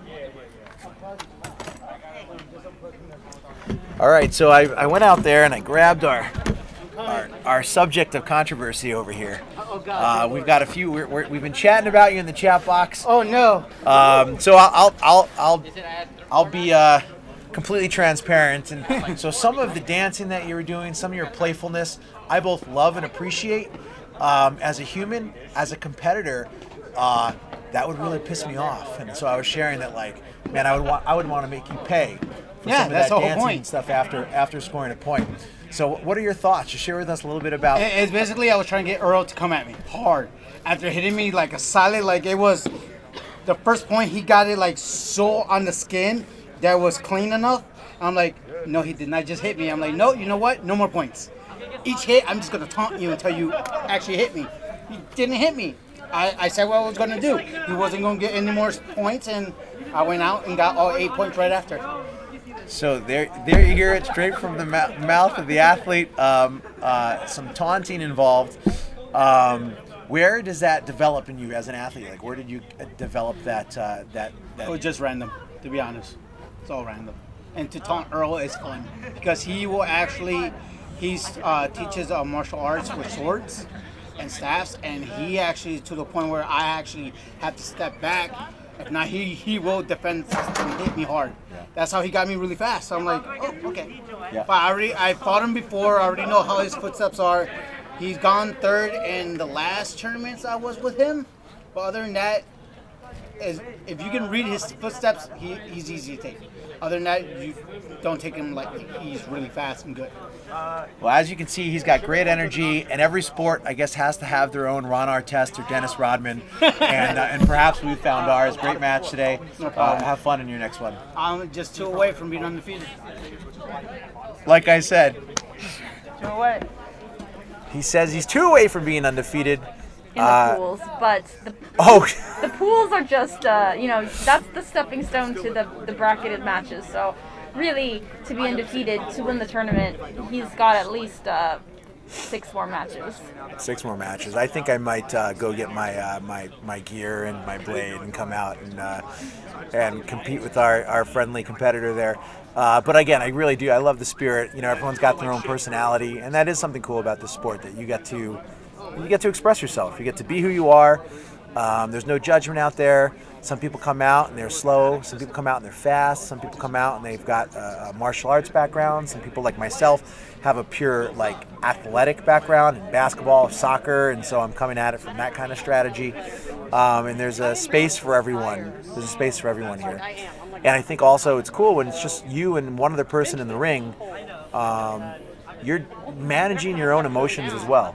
And so for someone like me, I'd never want to let another athlete taunting me get the best out of me, right? Because that's only going to make me weaker. Yeah. I know that, the other thing too is because we have built this community of Lightspeed fencers. A lot of the fencers do know each other. And as Jose said, Earl, he knows how Earl fights, so he knows what he can do to push Earl's buttons and what he needs to be careful of when he's competing with him. Similarly, there's other competitors that I've fought where, we'll trash talk each other all day long as soon as we're out of the ring, but when we're in the ring, it's business, and it's, there is a level of respect and friendship there, and there's a place, to have fun. And I think everybody kind of finds where that place is for them a little bit differently. Yeah, yeah. It's fun. It's unique. It's when the sport comes from the core of a lightsaber, which is like a fundamental of play and freedom and light and childhoodness, right? Star Wars, I think, connects all of us as adults to our childhood. Having that level of freedom of getting to be just playful out there, no matter what that looks like, is a gift that I think our athletes get that you don't get in a lot of other sports. Yeah, for sure. Yes, in the chat, Kevin says it makes a difference when you know each other. It doesn't look disrespectful. But if it's a tournament, that he'd want to establish an atmosphere for newer people. And yes, I agree with that. I think that there is a difference when you have 2 fighters who know each other, or even an entire tournament of fighters who know each other. But we do have some newer fighters in this tournament as well. So, hopefully they are making friends and understanding, where people have previous relationships. But I agree that there does need to be a certain level of seriousness at a tournament, to give it kind of the gravitas that it deserves. Yeah, I really like that comment by Kevin about how you bring in new athletes to the sport. You do want to bring in new athletes in a way that makes them feel comfortable, makes them feel welcomed, and demonstrates the spirit of competition, of fair play, and of community. Yeah. It's definitely something to be said for a community culture in a competitive format. So we're just waiting here. We seem to be taking just a break. I don't know if... I think our referees were getting a break because we're halfway through the pool matches. We only have 4 referees, so they aren't able to switch out. That does make it a very long night for our refs. They have to pay attention to every exchange, every match. So it's exhausting to be a referee, and so I think in this format we are trying to build in a little bit more time for them to have breaks, so that way they don't get too fatigued and are making the best calls that they can. It's been a good tournament so far. Yeah. I've gotten to see a lot of new people, a lot of new fighters. We've got some competitive things happening out there. It's been good. It's been a good tournament. Yeah, it's been exciting to see fighters from. So it looks like we have lots of different bases represented. We have a few fighters from the Irvine Knights. Irvine hosted our tournament last month, so there were a lot of competitors who fought then who are not competing today. Many of them already qualified for our championships next month. So there's not too many Irvine Knights represented, but there are, I see 3 or 4. We also have Joanna, who still bears the Buena Park Fire Ants banner. She's our last remaining fire ant. That base closed down a while ago. But that's still, for Joanna, that's still home, so she's still a Buena Park Fire Ant. We also have a couple fighters from Crate Base, which is based here in Los Angeles. They are the members hosting this tournament. We have a couple people from Santa Clarita's Light Force Academy, so very exciting. We haven't had them at our tournaments really since the pandemic hit. So it's very exciting that we have them back out joining us again today. And then we have a couple people representing Lone Wolf, which is down further south in California, close to Escondido, a little bit north of San Diego. So we have several unaffiliated fighters. So we have quite a mix of bases here today, and I think it's making for some very exciting fights. Looks like our refs are getting set up, so I'm going to put us on to a quick break while we wait for them to get started, and we will be back in just a couple minutes.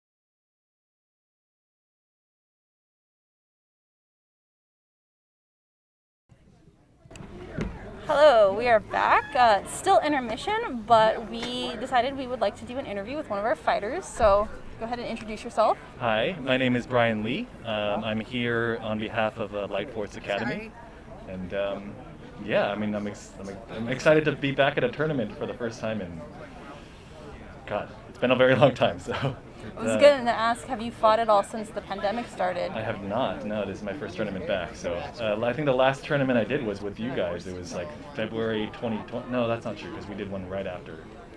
It was like at the tail end of before everything kind of shut down. So yeah, I think our last tournament was DreamHack in March 2020. Yeah. Back in Anaheim. Yeah. That was a good time. And then little do we know, the whole world will turn upside down. The last good time. Yeah, yes. Yeah. So how has training been for you during the pandemic? It's funny. I was just talking to Joanna about that.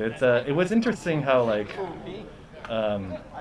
Obviously before there was even the vaccine, when everything was still kind of on lockdown, we were able to still have LFA classes virtually and still be able to kind of work on our footwork and do drills, but of course that only does so much, you know.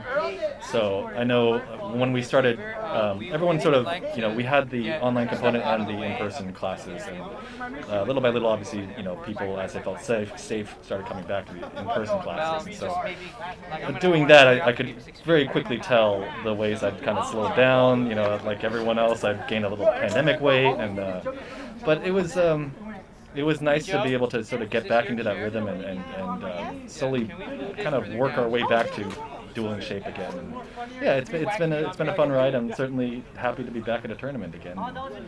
Seeing so many familiar faces that you know, I haven't seen in so long. So yeah, it's an exciting time to be back.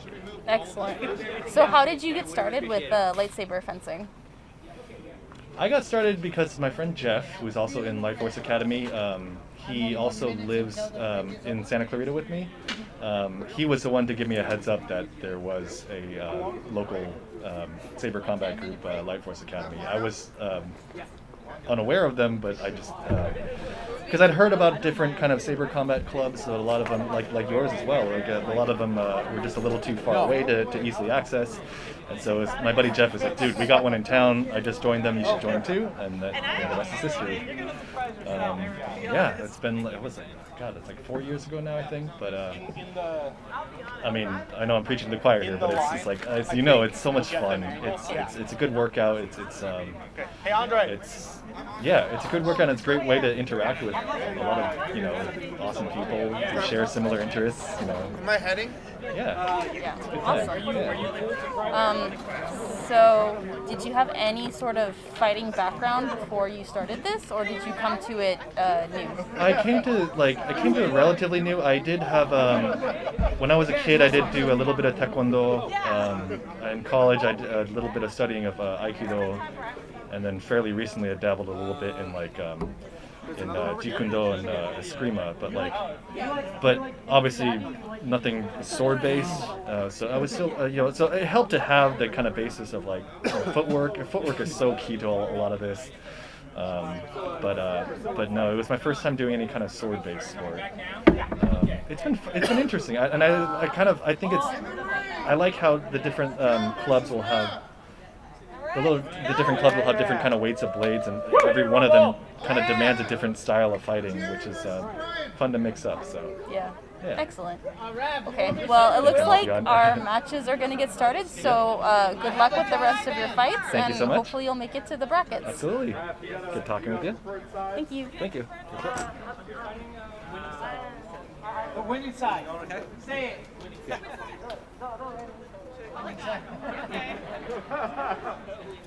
Good, Trish?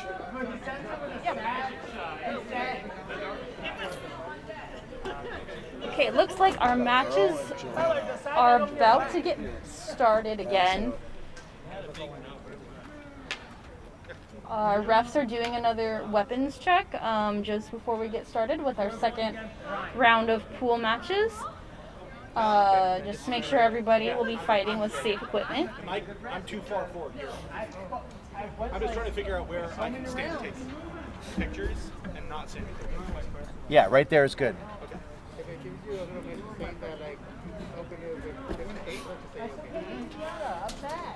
I really want to get this fight because it's Jeremiah versus Polina. Oh, Jeremiah versus Polina is going to be a fun fight. I know. So we'll start over here. Looks like we're going to start with the green match because they are getting started. Looks like our head ref, we have swapped out Priscilla for Andre. So it looks like he'll be taking over the matches for the second half. I really want to see how Joanna handles. She just whacked him like he's her baby boy. Joanna does not tolerate nonsense in the ring. She landed 2 points. Yeah, the fancy footwork on the half of our yellow corner, Joanna was not having it. I was in the middle of saying, like, I look forward to seeing how she handles this, and not kindly. Yeah, Joanna is one that, as per our end zone dancing discussion earlier, Joanna will not tolerate that. Looks like we had an indirect hit. Referee saying it was messy. Refs look They're gonna confused, but they're gonna throw that out. Yep. There. Yeah.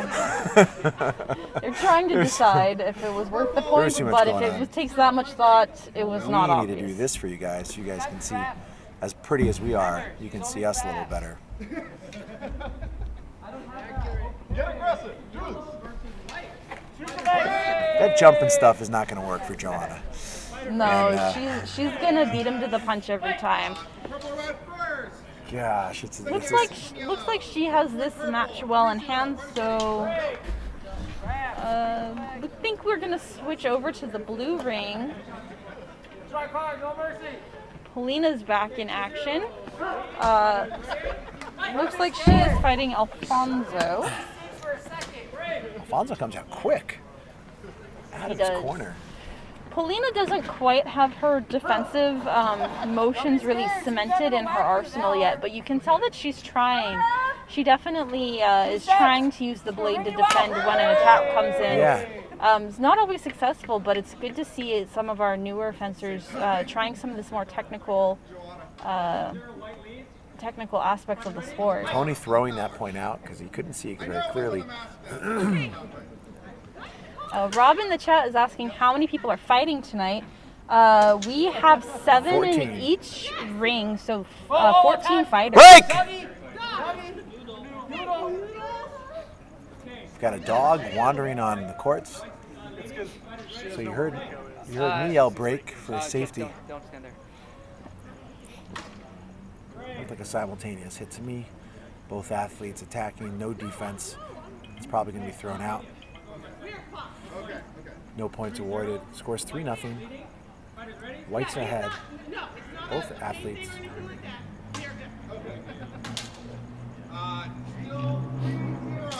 White's definitely trying to beat the blade to try and get some sort of response out of Polina. She doesn't really fall for it, but she also doesn't really take advantage of White's, feints there either. I like the footwork that Polina has. She's, you can tell she's a new student. She's using that linear fencing stance that we usually start new competitors with. But she's quite disciplined with it. Yeah, she does let her stance collapse a little.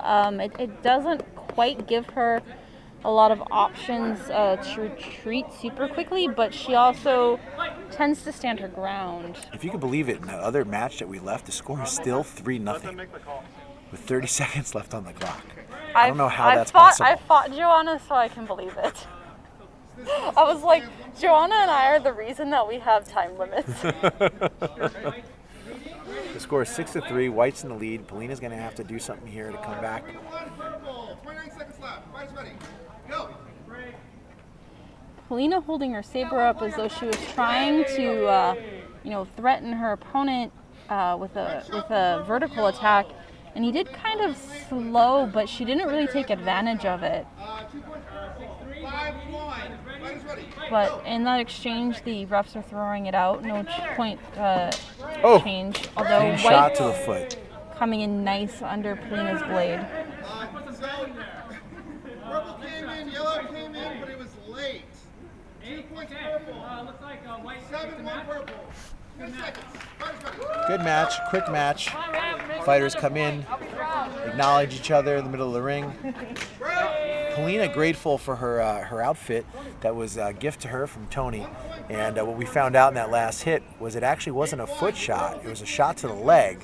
It sounded like the foot because Tony had padding sewn into the legs of those pants. Which is leg padding is a great thing to have in Lightspeed Saber. Looks like our next match in the blue ring is going to be John versus Jeremiah. Jeremiah coming in with a B rating. He is our highest rated fencer in the competition today. John is unrated, but he has a background in Olympic style fencing. So this should actually be quite an interesting match. Yeah, obviously Jeremiah's advantage here is his age, his youth, his speed, his quickness, his agility. And he was brought up in Lightspeed Saber, so he doesn't have any habits from other weapon sports that can be a detriment when you lose a handguard.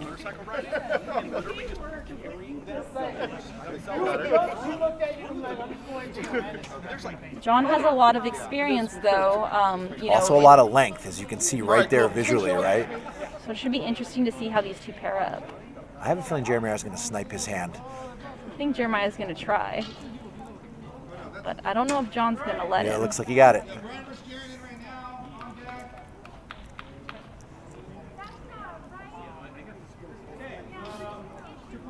Two points awarded to Jeremiah. He did get that snipe to the hand. So John's tree-like stance might be a disadvantage here with Jeremiah's speed.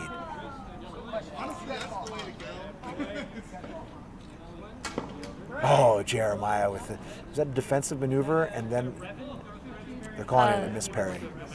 Yeah, so I think it slid down the blade on that first exchange instead of actually getting the defensive, and I think that's what they're calling there. So 3-0 Jeremiah with a minute left. Jeremiah looking to be in control. This is another shot to the hilt. Beautiful, clean. He got in and out fast. 2 points awarded to Jeremiah. 5-0. John is going to have to find some more movement. Him standing still like that is just not going to work with the speed of Jeremiah. And he knows it. You see him moving his blade around a little bit more. He doesn't want to get caught stagnant. He definitely keeps his... Oh, another clean shot to the hand. Yeah. Beautifully landed by Jeremiah for another 2 points. I think John's background in fencing might actually be to his detriment here because he is keeping his hand forward in a rather classic fencing guard. And Jeremiah snipes it again. And Jeremiah's, doesn't have a hand guard to stop him, so he's just going to go for it every time. Yeah, a great match by Jeremiah. Using, what I love about Jeremiah is that he as an athlete, he does what's successful, and he didn't change his approach, right? He came out, he scored the same way every single time. Once he realized that it worked, he kept doing it. Yeah, and John really was on him to change up his actions because what he was doing obviously wasn't working, and he didn't really. And I think, again, that goes back to he has such a strong background in fencing that I don't think he's really broken out of that for to change it up to be successful in Lightspeed yet. To be fair, he is one of our newer Lightspeed members. He's really only been to practice, I think, a couple weeks. So jumping into competition fairly early. That's to his credit. But I think Jeremiah has more experience competitively in this format. We switch back over to the green ring, so we can see Bryan's competing, who we just interviewed right before the end of the break, and he is going up against. He had a defensive maneuver right there. He's getting the bonus. It's going to be a 3-point total for Ryan. Yeah. 3 points, making the score 4-3 with a minute left. A big move by Ryan, and Ryan definitely in this match, in this tournament today, is one of our stronger defensive players.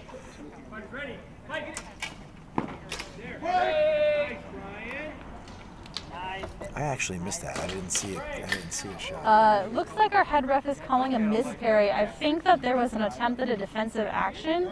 I'm pretty sure that the defensive action failed. The blade slipped down, so it would have been a very light hit. Our refs are positioned optimally to see those sorts of hits. Even though they're usually not as satisfying for the audience or the fighters, it is something to be fair. Clean shot by Ryan to the hand. That was a nice hit from Bryan. The visual eye, I couldn't even see it. I heard it, and that's how I know that it landed.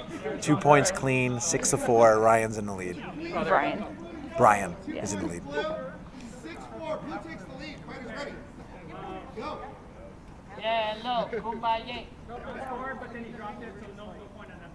No score. Like 0-0. Green versus orange. Fighters ready?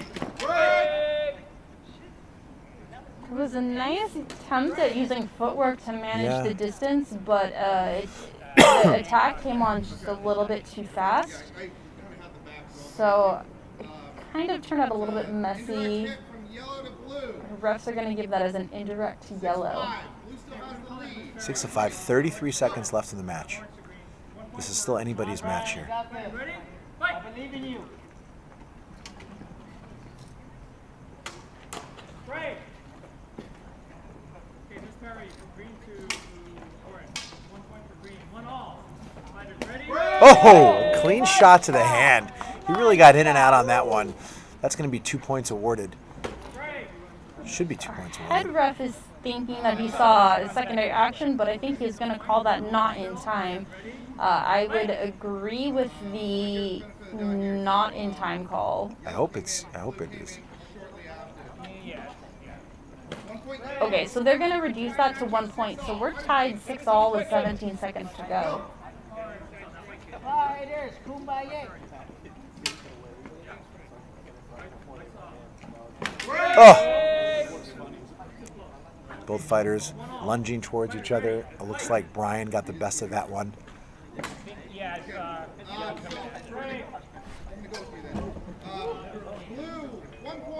Looks like they're going to award a first hit to Bryan. 7-6, 8 seconds left on the clock. Still anybody's match.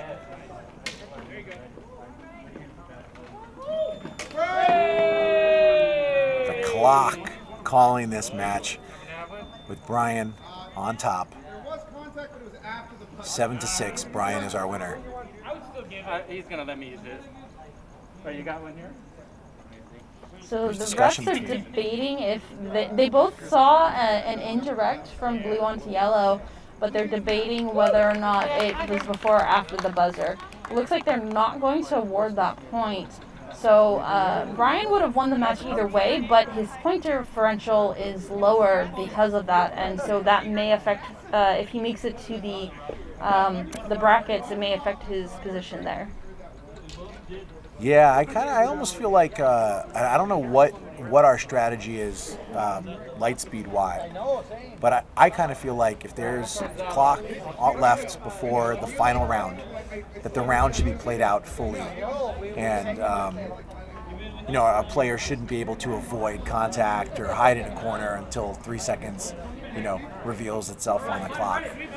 What is the actual? Do we have a hard rule for that? So I mean, I'm pretty sure that the time does end the match. However, the referees do have some discretion there, or like traditionally have had some discretion there, because the timer is controlled by the referees. So I do know that people are human, so occasionally the timer may not stop when it's pressed or things like that.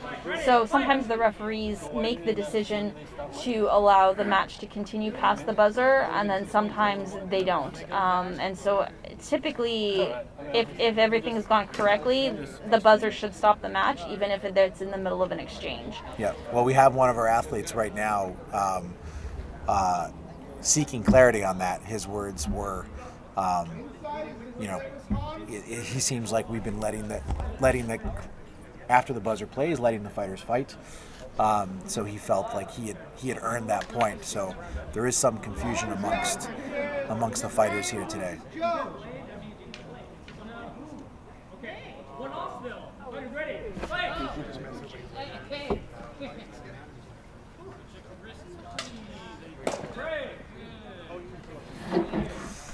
All right, we got our referees checking the blades here. This should be a good fight. Drop my remote.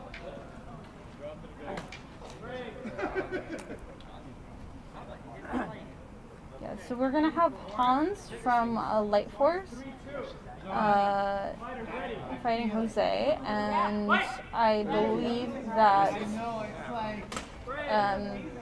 I don't know if Hans has ever fought in a Lightspeed match with us before.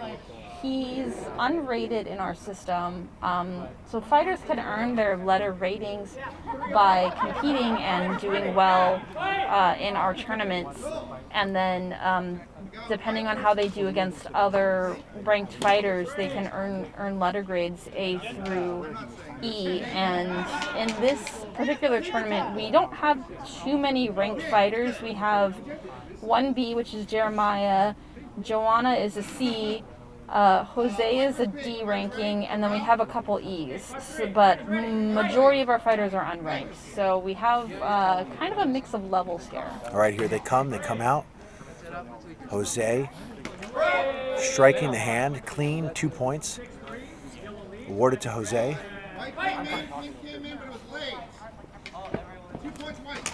Minute 38 seconds left on the clock. This should be a good match. Well, 7-3. Fighters ready. Fight!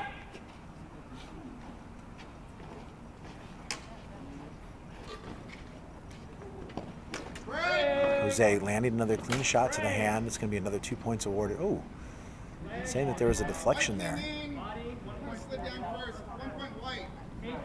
Yeah, I think our pink fighter looked like they were maybe attempting a defense, but they weren't aggressive enough with their blade work to really have it be successful. He was on that shot. Going to indirect. I might be saying 4-0 for Jose. Yeah, I think you can see Jose's demeanor is definitely a little bit different in this fight. I don't think he's fought Hans before, so he looks like he's a little bit more cautious and measuring his distance a little bit more than he was with his match with Earl. And I think it also goes back to his playfulness and not knowing this competitor, and so he's not doing the taunting as if it was someone that he knew.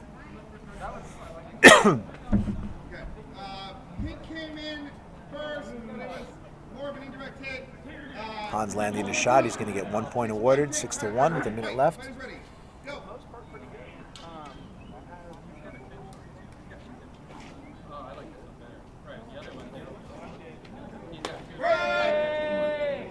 Jose coming in clean to the hand to wrap up that match. I think, our refs are conferring. It did look like there was a shot there that landed clean. Team of 1. Where is? Actually, it's technically a team of 2. Daniel. 1 point. All right, yeah, the call still stands. White landed to the leg of pink. 2 points white. Total final score 8-1 in favor of Jose. I'm going to switch our camera. Looks like we've got Paulina versus Jeremiah. 2 quick athletes, 2 youthful athletes. This should be a fun match. Jeremiah, the more experienced fighter. They are training mates to some extent, although I don't think they've trained together too much. Jeremiah was one of our refs at our last tournament, so he actually spent the previous month working on his referee skills more than on his fighting skills. Landing 2 points there for Jeremiah.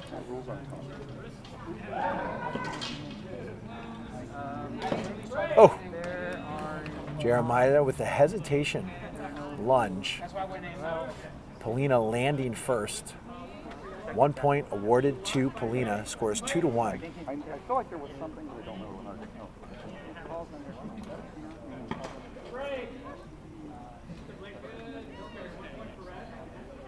Judges calling that an indirect for red. I think that's a fair call. It did hit the blade before it slid down to Polina's hand. Yeah, like Oh, clean shot to Polina's hand. 2 points are going to be awarded to Jeremiah there. I do like the way that Polina uses like her wrists. It's almost like she's got a lot of wrist action. Yeah, she does tend to snap her wrist to get the blade to accelerate very quickly. But I think where Jeremiah really shines is that, he's very accurate with his attacks. So clean shot to the hilt. She's probably going to be awarded 2 points. Yeah, she is. It's 5-3 in favor of Jeremiah with 57 seconds left on the clock.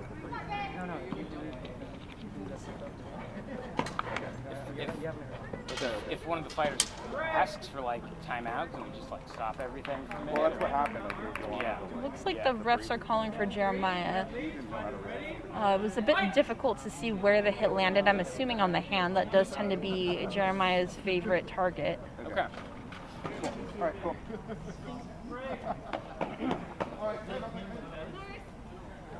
So here it looks like there was some contact. Nothing looked clean or strong to me or like a good maneuver. If I was refereeing, I would just throw that point out.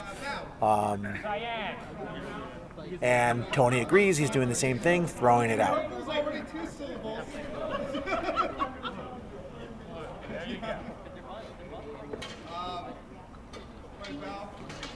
Polina does seem to like to circle in her footwork quite a bit, whereas Jeremiah tends to be a little bit more linear. I think it allows him to accelerate, and that really helped him get that last point there. Final score being 9-3. We're going to switch our camera back over to a green ring now, where we have Joanna fighting Bryan. Score is 0-0, and we have 1:23 left on the clock.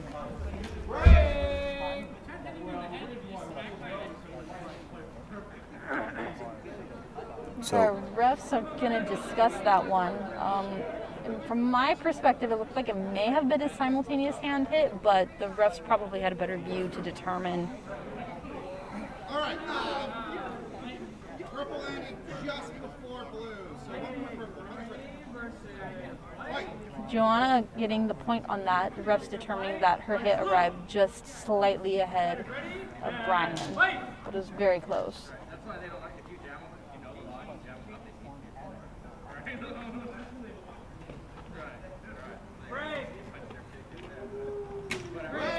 Both athletes being willing to demonstrate their patience, neither of them seeming to be in a rush.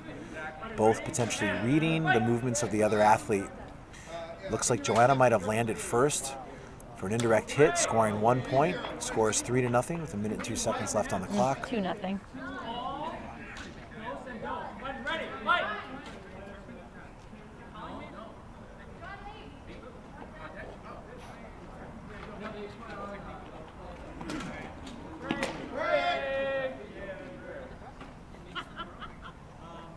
Joanna seeming to laugh at the cat and mouse game the two are playing right now. They're both very similar fighters in a way. They're both very patient. They're both very fast when they make their attacks, and they're both very accurate. Neither one displaying a lot of defensive action though. I think that could really help both of their games. Although Bryan did get a nice defensive motion there.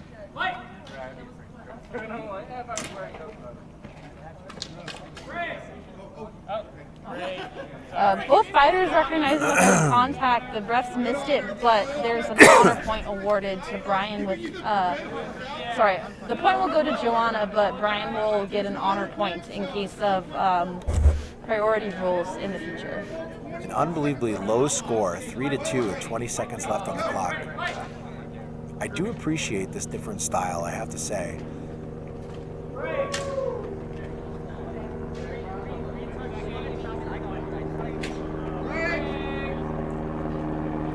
Important to note also that when determining the rankings of our fighters that move on to the bracket matches, what's primarily important is how many fights they win in their pool matches. So someone who's undefeated would be near the top, and then someone who has more losses will be lower in the rankings.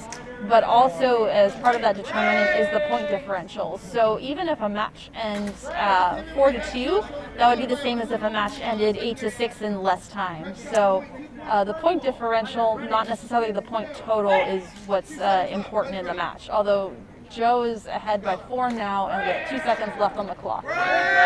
Oh! That face shot! Bryan coming in with a headshot at the end. No way But for it's him to not catch enough. up. As Joanna wins 6-4. You know, I made that mistake in my first tournament. Points versus point differential wins. I was fighting someone whose family was in the audience. I had an easy win over him. You know, I was up 6-0, and I wanted him to get some action. I wanted his family to be proud, and I went a little light, and I ended up coming up with the win. But the points prevented me from being one of the finalists in that match. And when I had added things up in my head, I was like, "What? But I have more wins than this other fighter did." But the point differential is what killed me. In the end, I'm happy with my decision because I appreciate the athlete that I was competing against, and I thought it was in good fun to give him more time to compete.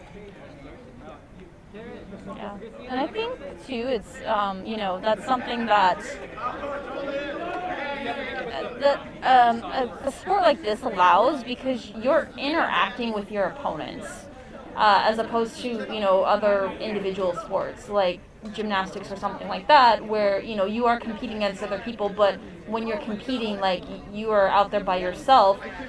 And also, you know, in contrast to something like a team sport where you are out there and you have your team and the other team has their team, so there's already that, you know, community aspect built in.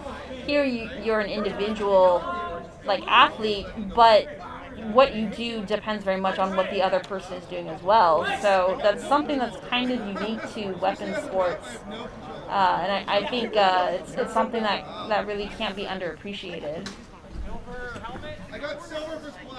We're gonna switch over to the blue ring now. They're starting their next match. Score is 0-0. Looks like our first exchange has just ended.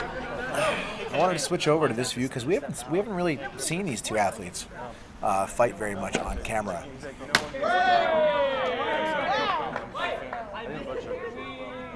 So he wants to back out. No, he's on deck right now.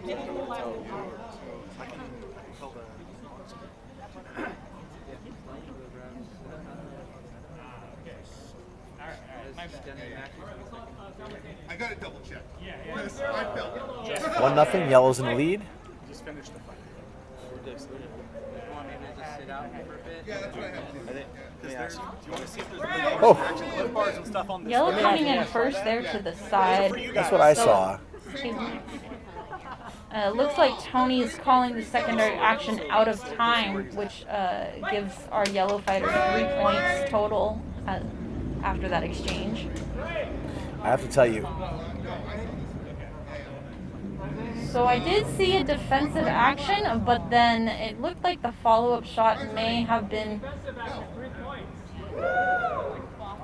And our yellow athlete apologizing to our red fighter because his saber came in a little low, so he was apologizing for that. Yeah, I wasn't sure if the refs were going to call that, but it did look accidental, and it definitely was a legal swinging action. Yeah, don't worry about it. I've tipped it. Ooh, a nice shot there. Tony's saying it slid down the blade. One point's going to be awarded. 7-1. A minute left.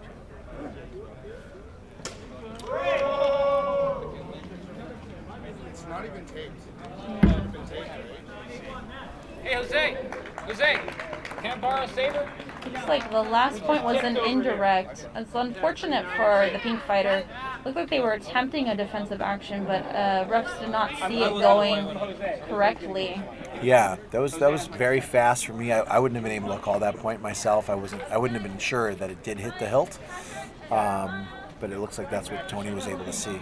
Yeah, I think with the point system as it is now, it definitely encourages defense, but the technique has to be there. For someone who's still learning the technique, they can attempt these defensive actions, but if they're not doing it correctly, the defense fails, then they still lose the point to their opponent. However, the indirect does mitigate the point differential on that exchange. So, the system really is set up to try and reward not just the defense, but also the attempt of defense by both maximizing the point value if it's successful and minimizing the point that goes to the opponent in the case of a defensive failure. I am super excited about this match here. We've got Patrick in orange, Jeremiah in red. I think we're going to see Patrick's aggressiveness come out again. This could be a very exciting match. Patrick's blade looks like it might have a slight kink in it down near the hilt, so we'll see if it holds up through this match. Point landed for Patrick. 3-0. I must have missed the defensive action there. Yeah, it was a very... Oh, Jeremiah with a clean hit to the hand. Upper left arm. It's going to be 2 points awarded to Jeremiah. Scores 3-2. 5-0. Jeremiah taking a commanding lead here. Jeremiah coming in, I think, slightly first, but the refs look like they're going to discuss that exchange.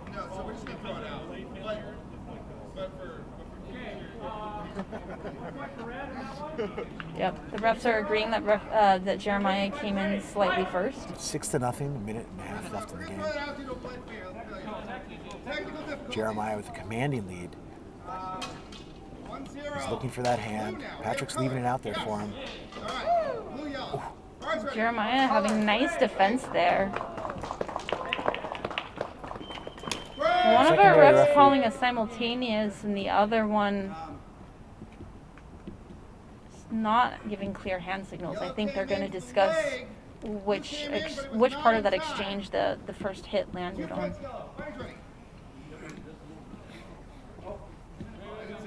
Simultaneous hit was called, so no points awarded to either of our athletes. It's a bit unfortunate on the timing for that. Jeremiah did have a couple nice defenses. This one he's going in straight for the attack. Yeah, Patrick coming in with two hands, a two-handed grip, not going to work with Jeremiah. Jeremiah's too quick, sniped that right away. Patrick for sure changing it up on that one, but it looks like Jeremiah still managed to get the first attack. Jeremiah just annihilating his opponent in that match. 8-0. Scored every point convincingly. Beautifully well done by one of our younger competitors.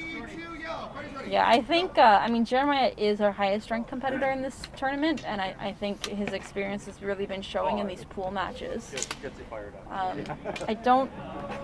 It's too early to know who will make it to the brackets, but I think it's pretty safe to say that Jeremiah should be on the bracket ladder somewhere, and I look forward to how he's going to do the rest of the night. In our blue corner here, we have Beauty versus the Beast right here. Literally, Polina is in the same color outfit as Beauty, as Belle in the great Disney movie.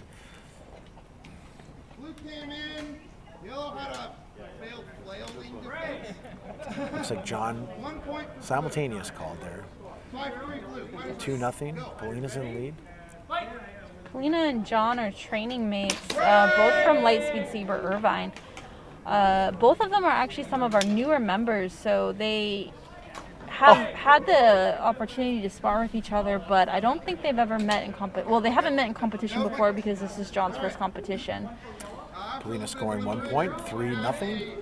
Striking for yellow. John needs to come out and do something here if he's going to stay in this match. It was in time. Priority point to blue. There you go, and he does. Guys ready? Go. I would not agree with that call with the simultaneous hit. To me, that was John landing convincingly. But a referee didn't think so, so the point was thrown out.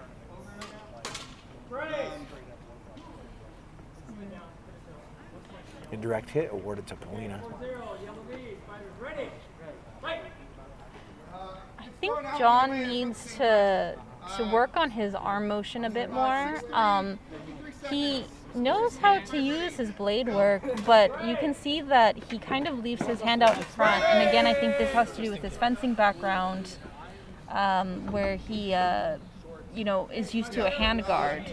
And without that, you need to be a little bit more mobile. Yeah, with his height, I would think, and I forget what it's called, but this maneuver right there, what's that called? Oh, a hook.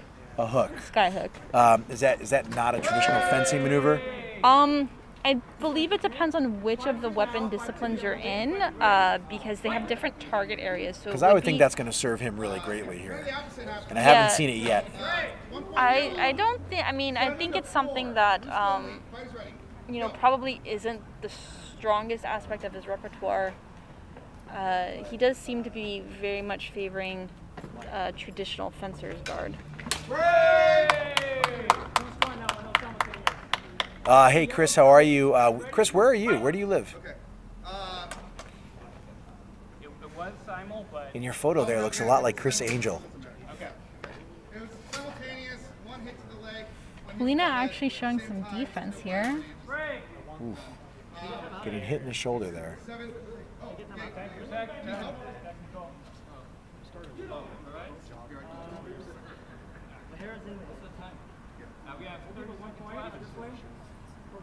One point awarded to John.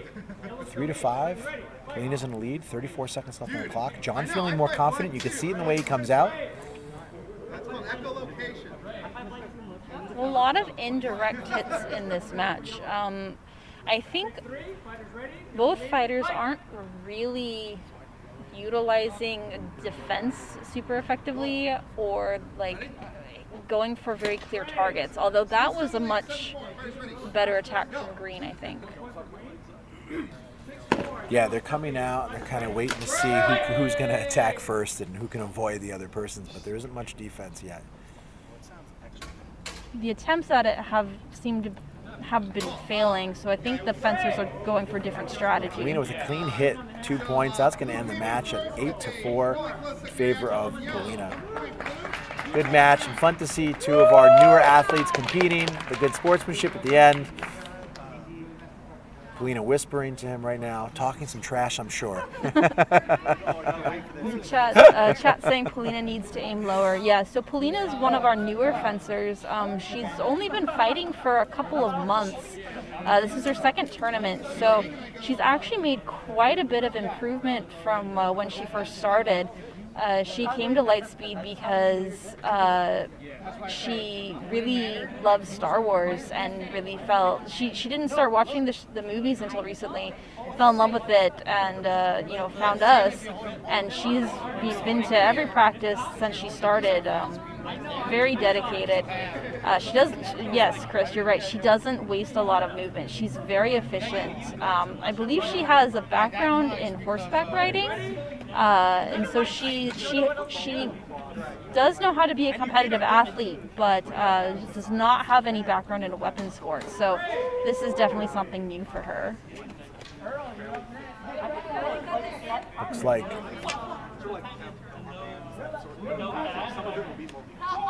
there's the defensive maneuver. 3 points being awarded to purple. Fighters coming out of their corners. It doesn't have the chest. It doesn't mess with your body it's designed to play when you Purple landing a clean hit to the hand. 2 points awarded. 5-0. Purple's in the lead.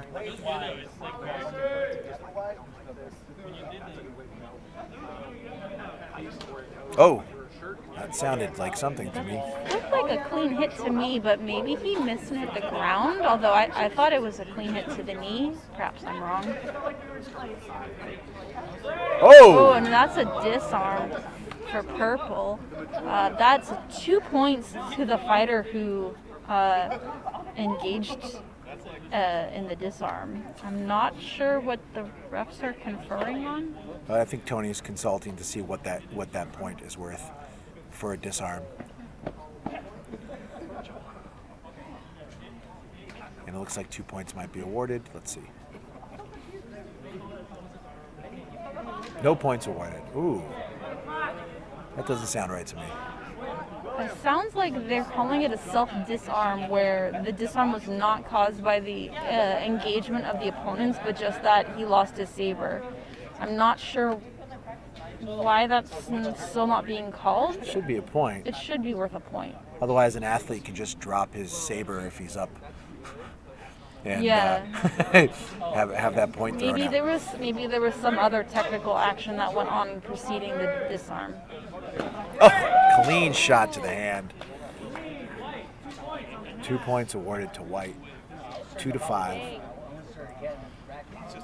Chris in the chat says, can we imagine in like 100 years lightsaber fighting in the Olympics? Yes, I think we can imagine it much sooner than that. The French Fencing Federation already recognizes lightsaber fencing as part of their organization. And since fencing is an Olympic recognized sport, there is a pathway there. We are also hoping that the U.S. will do something similar and maybe pick up Lightspeed as recognizing us as one of their Olympic recognized sports as well. And who knows, maybe in the future, maybe it could be. Chris, Binghamton, great city. I'm originally from the East Coast, grew up in Bergen County and spend my summers on near Lake George, Bolton Landing, New York. So I'm familiar with Binghamton. Looks like our refs are not sure who got the first hit on that exchange. We're throwing it out. Our score remains 3-6 in favor of pink. Simultaneous hit called there by Tony. The score is 6-3, 17 seconds left.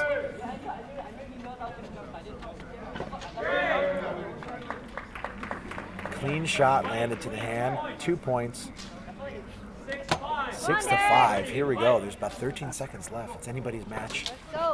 White coming in super Oh! aggressive. He comes in Nice. aggressive, lands a clean shot to the hand. That's going to be 2 points, making it 7-6. With 8 seconds left on clock. Still anybody's game. Oh. White and aggressive attack on both sides. Tony calling that White landing first. I wasn't sure what I saw there. Sometimes it's just really hard for me to tell who landed first. I think the sounds you could hear that the attacks were definitely staggered enough that it should not have been called as simultaneous. And I think the refs were definitely in the best position to determine that.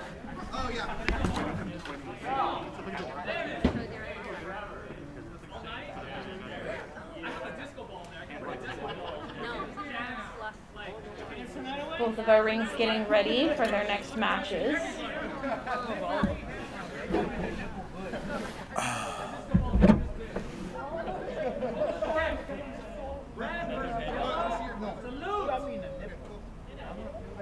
Back in our green ring, it looks like we have Bryan representing Light Force Academy. And I think he must be up against John Lee. Looks like Earl. Oh no, it is Earl. You're correct. Sorry. Clean shot to the hand right there. They've been going out of order in the green ring, so my apologies for any of the names that have been incorrect.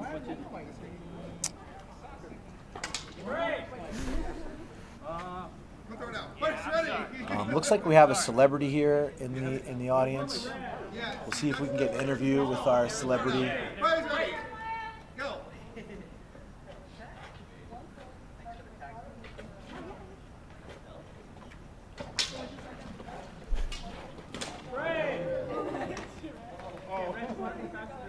love Bryan's footwork. I mean, it's super graceful, it's clean, it's fast, and he's light on his toes. And he manages his distance really well. You could see he just barely came in to cover the distance to Earl's hand. Very precise. Yeah, Chris, we agree, it really is. And is there anything out in upstate New York? I don't think that there's a fully established club in upstate New York, but I know that we have a couple people who have been talking about trying to get something going in that area. So so I would say check out our website, hop on our Discord, see if you can get something going in your area, because we'd love to have teams up there. But you're absolutely right, Chris. One of the things I've really appreciated about this sport is the new friendships that I've made. Friends that I probably wouldn't have found or made in any other arena.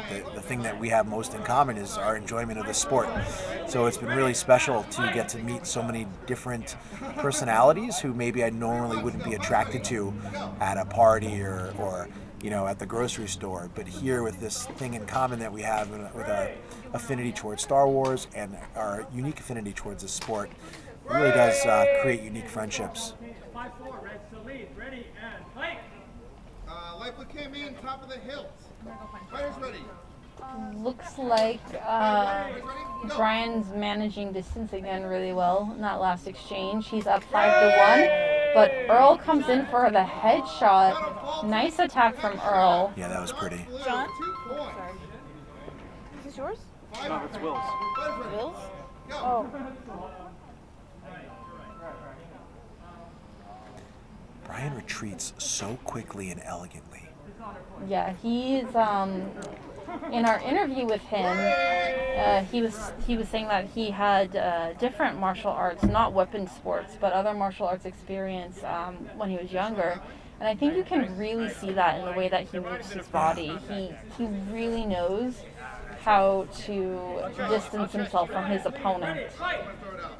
It's actually quite beautiful to watch. Yeah, I think he's one of our more elegant fighters.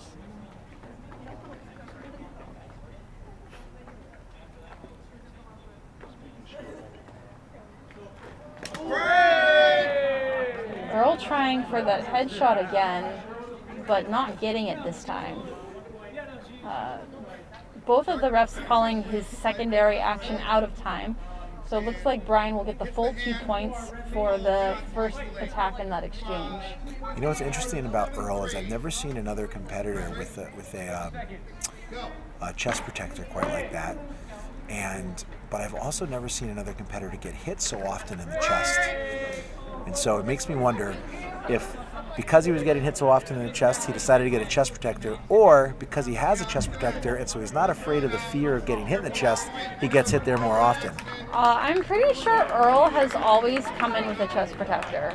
He comes from other weapon sports, so he actually had a lot of gear coming in. He also has a lot of technique. If you talk to other fighters, they have a lot of respect for Earl.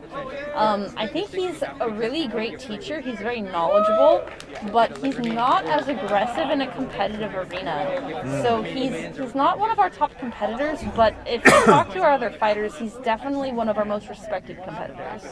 Yeah, which is another beautiful thing I think about, the uniqueness of this sport, because it really does create the space for a person's all-aroundness to be respected, appreciated, and cared for. Yeah. So Bryan taking that match 9-3. I think Bryan has done quite well in most of his matches, so hopefully he'll be making it to the brackets as well. Should be interesting to see how the final seeds shake out as we get close to the end of our pool matches.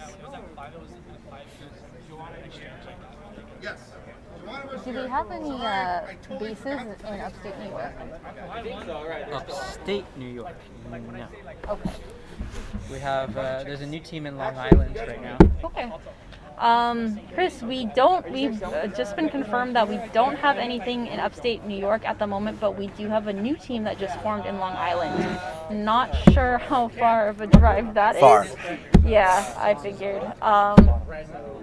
but hopefully that means that there'll be more New York teams popping up soon. I know that it'd be great if we could have more teams in that area because then they could start having competitions. Yeah. I got you. Waiting there, everybody. I got you. Last take armor. All right, I'm gonna have a little fun. I'm gonna pay for that. I'm gonna try to go over the top. Oh, you're doing great, man. Fantastic. Yeah, I gotta get used to the lights. Hey. Hopefully this will make this interesting for you. Mobile?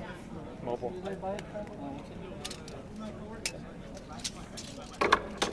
It looks like both of our rings are getting ready for their next matches right now. Looks like some of our competitors are having some equipment checks going on, needing to update before we proceed with the matches. Blue ring looks like they're on a break. 36. It's 37. That's fine. Because 2 inches is... Oh, right. Okay.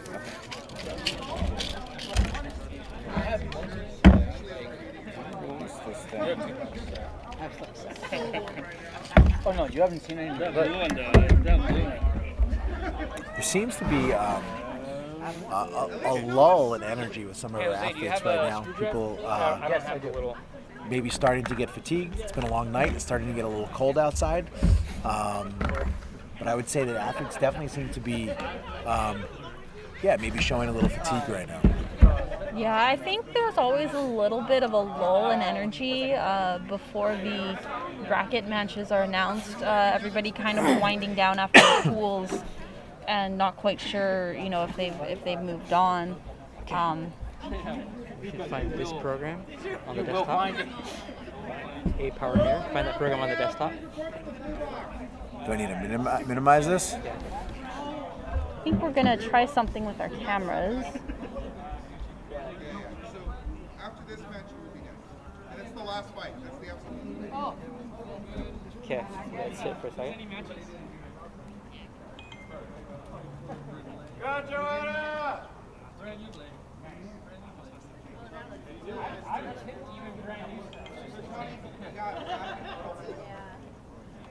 We all have. Ha ha ha! Sick. God damn it. Oh, thank you. Appreciate it. Now he has an actual blade. Okay, go into OBS. Oh, Yeah, no. Take a watch there, man. Over the line! Fighting with that much of a shorter blade. It's breaking up. Because I registered it. Playing with our cameras right now to see if we can get you guys a little bit closer to the action. It's pretty spotty. Yeah, it's very spotty. But it looks like we're having a little bit of a reception issue. All right, we got blue versus purple. Okay. Prize ready. I'll do something else. Ref ready. I'll try it later. I don't know. It's work. It's been perfect for the last 10 seconds. Yeet Dan is asking, how's it going? It's going really well. We're most of the way done with our pool matches, and we're just getting through our final few matches here before we tabulate results. And Oh, a beautiful shot. Please try for purple. Blue's hand. Fight is ready. 2 points to purple. Chris, that's good to hear. Is it jumping for you? Because it's jumping for us here. Is it jumping for you? Over here for a second. Did I fuck up? No, I'm having trouble reading. Am I ready? Another clean strike. 1-0. Fight is ready. Yeah, that camera angle is really beautiful.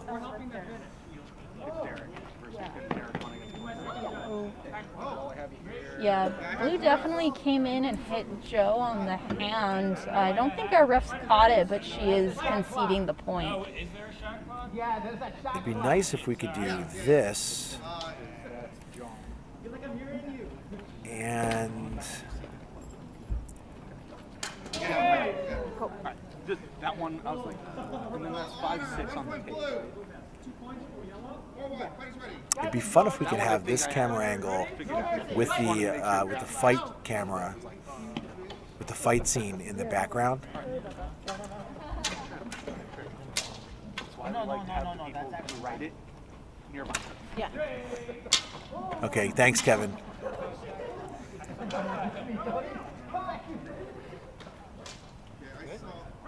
It's clean now.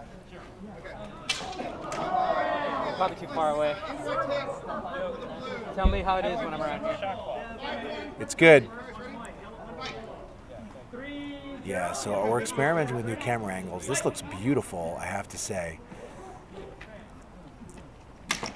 Almost feels like we're inside the ring with the fighters. Yeah, you can definitely see those very close hand hits a little bit better with this camera view. But if it's too jumpy, then we'll switch back to our stable cam.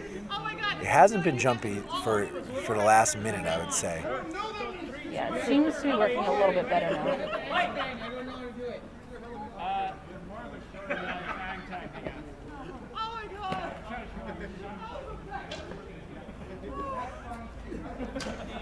There's a lot of laughter going on in that ring. I don't know what they're laughing about. Score is 5-2 right now with a minute left.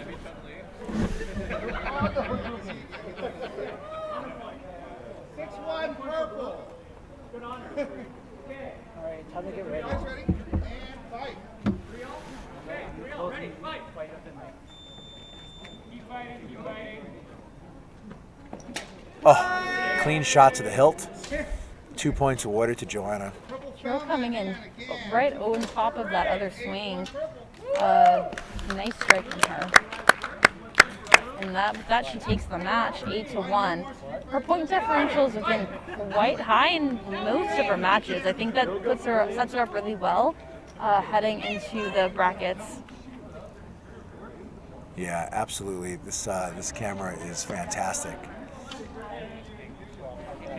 Kang, you want it? Because we're getting a second button. 14 in the middle of SoCal. I don't know how you did that. All right, we'll keep trying. It's looking really good. Is it?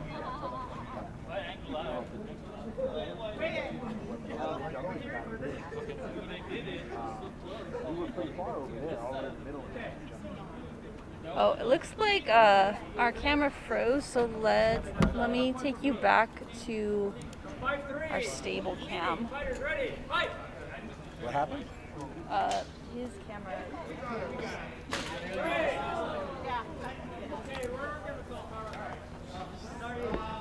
Okay, so we've taken you back over to the blue ring.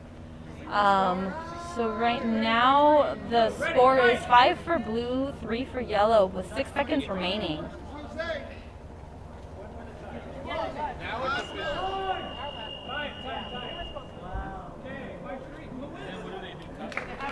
So in that match, they didn't get to the total score of 8 points, but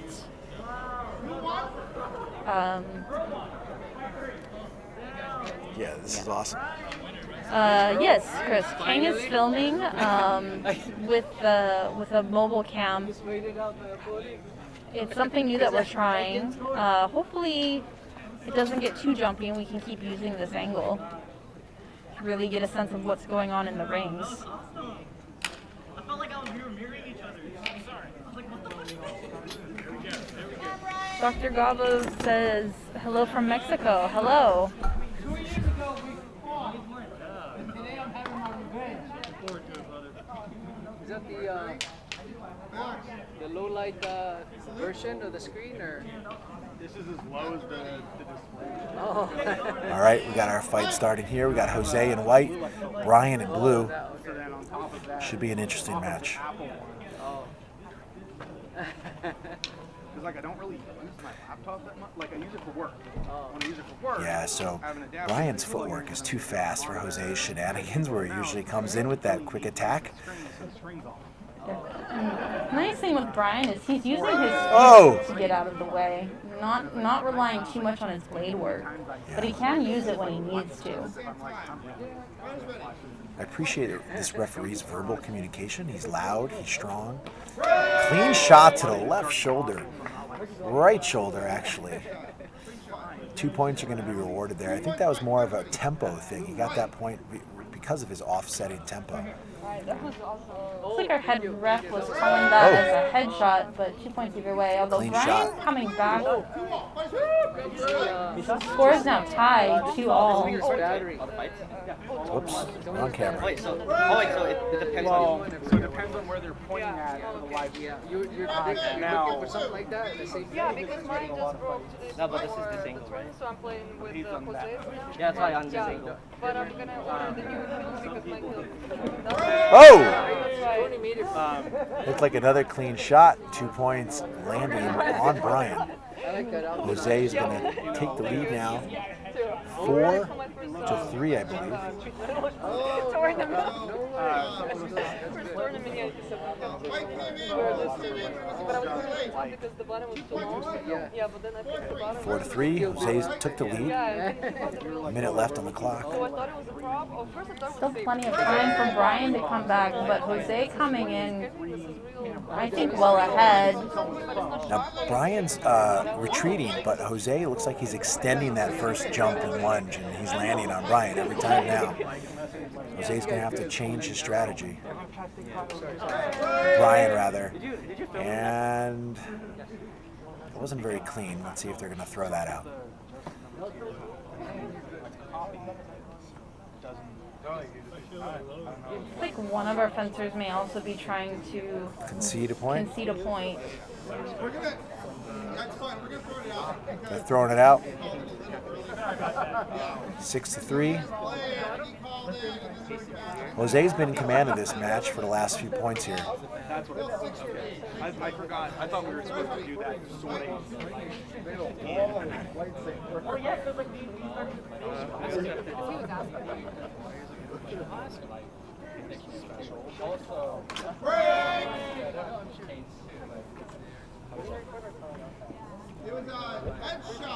Jose coming into the head there. I think with that he will take the match.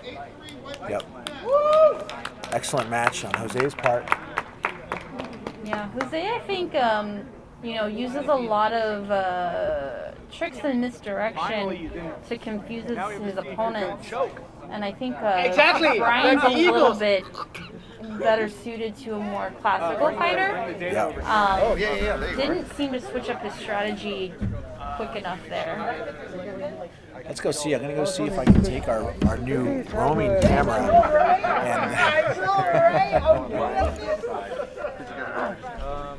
and so going out of bounds does negate the point, but I think it depends on the timing on that. So if it's well after the refs have called the break and have already designated the point, then I think that they probably haven't been calling that. I also think that he's been getting very close to out of bounds, but I'm not sure that he's been completely out of the ring each time. So if they just fought again, they both made up the same match. That match they were Yeah, okay. I got it.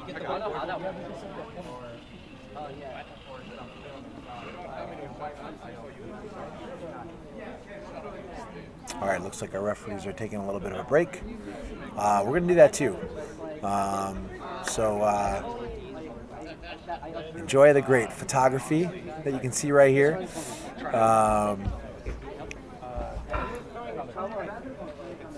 What?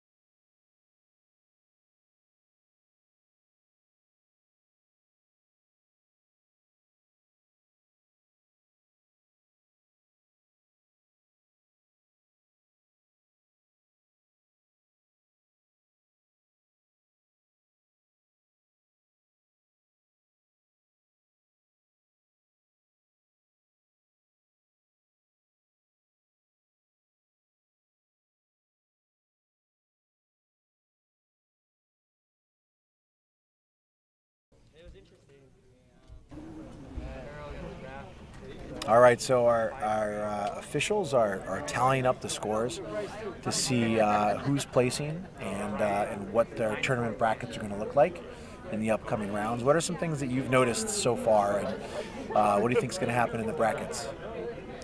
So I think Jeremiah had a pretty commanding performance. I don't recall that we watched any of his matches that he lost.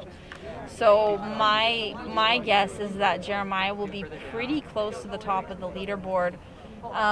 In the green ring, I think Jose also did really well.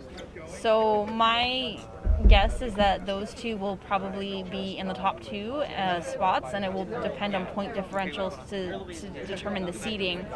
I also think that we saw a lot of strong performances from Bryan and Joanna in the green ring, and I feel like Paulina held her own. I know she lost a couple matches, so it should be interesting to see if she makes it to the brackets or not. Yeah, if I were a betting man, I would say that I'm going to call my finals Jose versus Jeremiah. Jose versus Jeremiah very well could be the finals. Bryan also, I think, has a chance to be in there too. And I think one of our sleepers for today could be Patrick, depending upon who he matches up with.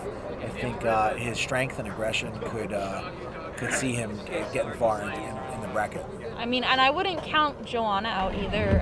She did well in a lot of her matches. She is one of our higher ranked competitors, and she has a lot of experience. So I think she's another one to keep an eye on. Yeah, we didn't get to see, because they were in different pools. I would really like to see Jeremiah versus Joanna. That would be an excellent matchup, I think. Yeah. His quickness and speed versus Joanna's discipline and patience would be really interesting to see what happens. Yeah, I think so. I think that the pools were pretty well balanced in that I feel that there were some dominant competitors in each pool, and then there were a lot of balanced competitors in each pool. So I think it should be interesting to see how the final results tally out, which is what's going on right now. Yeah, I'm excited. I'm excited to see. This is the most exciting part. Athletes tend to get more competitive. This is do or die, right? It's single elimination. You lose, you're done. Yeah. And so you're training. The lightness is over. I don't think, for example, we're going to see a competitor like Jose doing the dancing as much in the tournament brackets. I think he's going to really dial it in. Yeah. And you're going to see a more competitive match coming up. Yeah, and I think Jeremiah is he's had a couple easy matches in the pools, so I think if he makes it to the brackets, it'll be a little bit more competitive for him. It looks like you were right, Jeremiah, receiving the number one spot, number one seed, Jeremiah. Second place was Jose.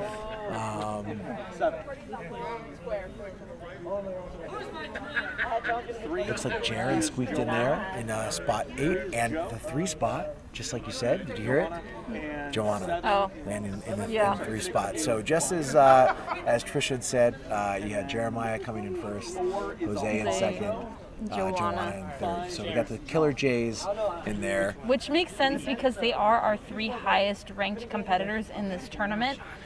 Jeremiah being the only B, Joanna being the only C, and Jose being the only D. So it doesn't surprise me that those 3 are on top of the leaderboard after the pools. They're getting ready to announce the brackets. We have the inside scoop. Paulina just missing out on the brackets, it looks like. She did a great job today, but she just missed out on the brackets. She's finding out right now. He was wondering. So we're going to have Jeremiah going up against All right, everyone. Jaron. The athletes don't know yet. They're about to find out right now.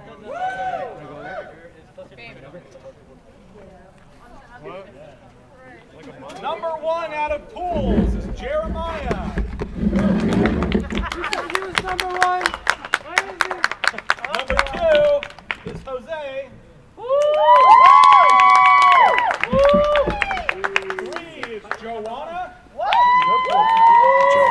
third place. Alfonso in the 4th seed. John Lee in the 5th seed. 6th, we have Bryan. Is that Derek? 7th, Derek, and 8th seed is Jaron. Who's Jaron? 9 was Polina. Polina just missing out. Polina, 9th seed. She's got to feel good about that. And her training partner, John, you saw them compete against each other. They just embraced for a nice hug. And so over here, you've got a nice view. We've got Polina. We've got some of our Irvine folks. We've got John, Polina, and Jeremiah hanging out. That's nice to see. It's nice to see. I'm based out of Irvine, and I've appreciated the friendships that I've built over the years. So it's fun to see the success of some of those athletes. Where's that board?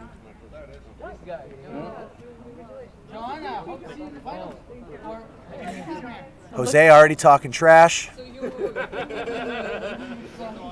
Looks like our fighters are starting to look at the leaderboard, figure out what fights they're going to be in, get ready for the bracket matches, which should be starting I'm gonna go shortly. capture the board.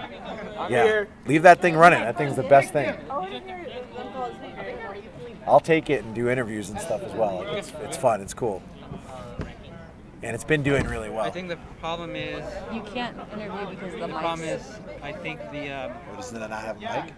no, but once it starts to record, I think the quality goes bad. I think the reason it It was works well. jumping because you were recording. Yeah, so when I turned off the recording, then it was fine. So it's not recording from here though?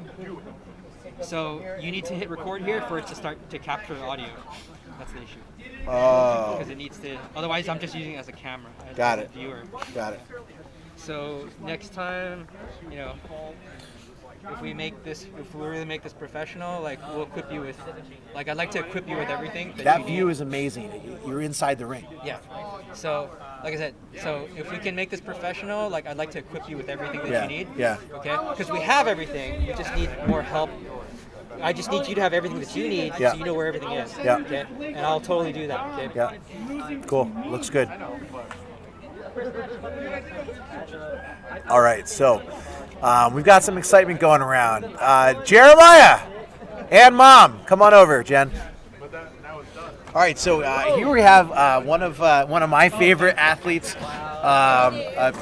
awesome and fun young man out of Irvine, Jeremiah, along with his mother, Jen. I met Jeremiah, I think when he was, I don't know, you were like 14 at first, coming down to Irvine, placing second so far. No, first overall. Yeah. How does that feel? It's great. But it's not great enough, right? Nah, I want to take it home. And have you won a tournament yet? Yeah. Tell us about tell us about your experience winning and what that felt like. Well, it was the first ever kid tournament in a sense, and really was pretty happy. And Mom, as a mom, what has it been like having Jeremiah start coming around Irvine? This is unique, as a dad, my kids were exposed to it, and it's not common where you have kids interacting with adults. I mean, he's the only minor here today. So what's it like as mom? What have you seen? So I kept Jeremiah in the league because I think that the crowd, the group of guys, is a really good influence for my son, and so that's kind of being a single mom. That's kind of what I was looking for, were some positive role models, male role models. But my son, he likes it. He's good at it. He's found something that he enjoys, and so I just want to keep pushing him to do what works. So Yeah. I love it. Yeah. I'm super excited. I'm super proud of Jeremiah, and I do a lot of streaming. Sometimes I'm told to calm down a little bit, but I'm just so proud of him. So. And you should be. He's a humble kid. In the ring, he's not, though. When he gets in there, you can see him start to get a little more, I wouldn't say cocky, but, you've got a little swagger. You've got a little swagger in the ring. We watched this one match over here where, was it John? No, I forget who you were going up against, but you just sniped the hand, and you got out of there. It was against John. So that was interesting because it's someone that you train with a little bit, right? Have you never trained with John? That was the first time I ever fought him. It was the first time. Okay. Both of them. And he is a seasoned fencer. So what was your psychology going up against him? So before I won that first tournament, they had like a little exhibition at a park, and I fought kids there, and they're all fencers. So I already have like a sense of what happens, and I noticed like I can't really hit them anywhere else because they're really good at like defending anywhere else besides the hand. So. All right. So mental note: if you're out there and you're fighting a fencing-based, experienced person, aim for the hands, straight out of Jeremiah's mouth. Jeremiah, good luck today. Thank you. I'm pulling for you. You're my number one choice in taking the match home. So have fun and enjoy the tournament. Thank you. All right. Good luck. Woo! Go Irvine. Yeah.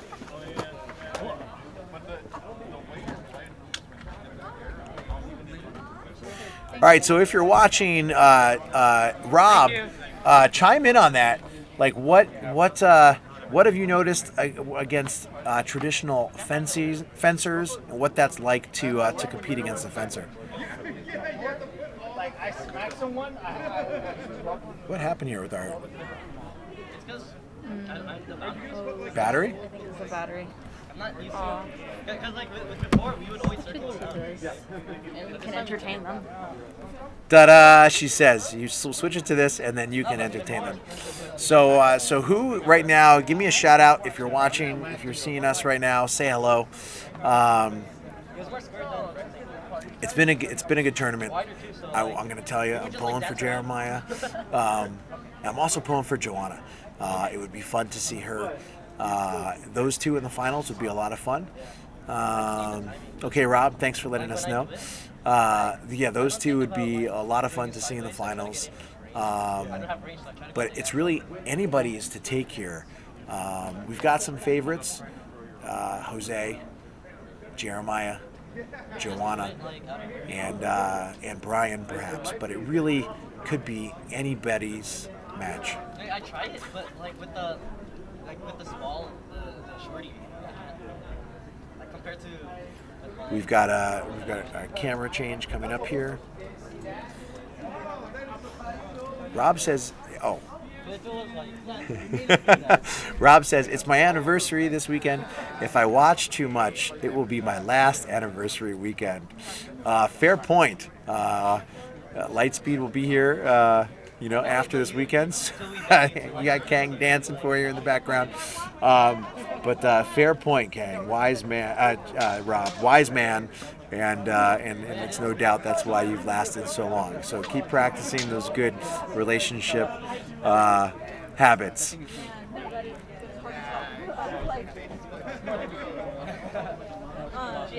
I'm going to take a break here myself, get some water, and we'll be back. We'll resume fighting in just a few minutes.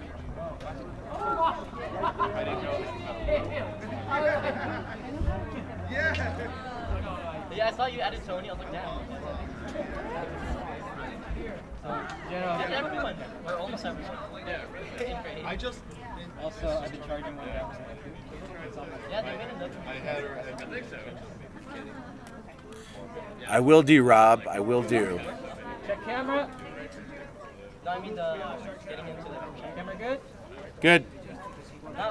That's what that weird thing happened. That was I deflect like this.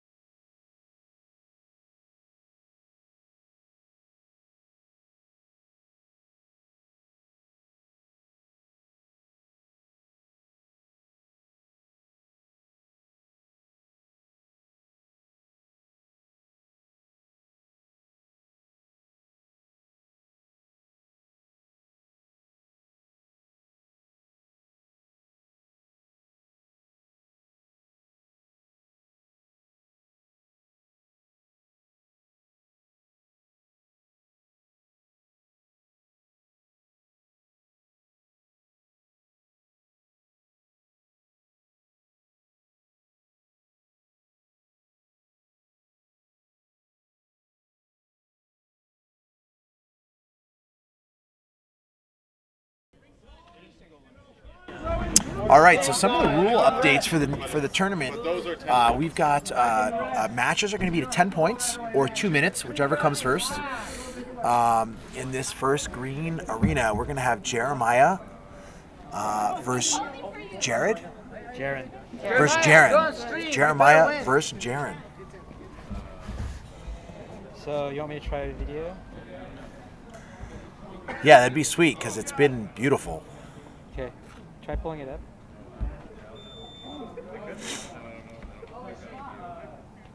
Yep, as soon as I start recording. Which box am I repping? As soon as, Can I not as soon as I rep start that recording, one? it gets mad. Yeah. Mm-hmm. Wait. No, it No. doesn't like it. I feel like it's slightly subjective. Yeah. Honestly, I can be tagged. I don't.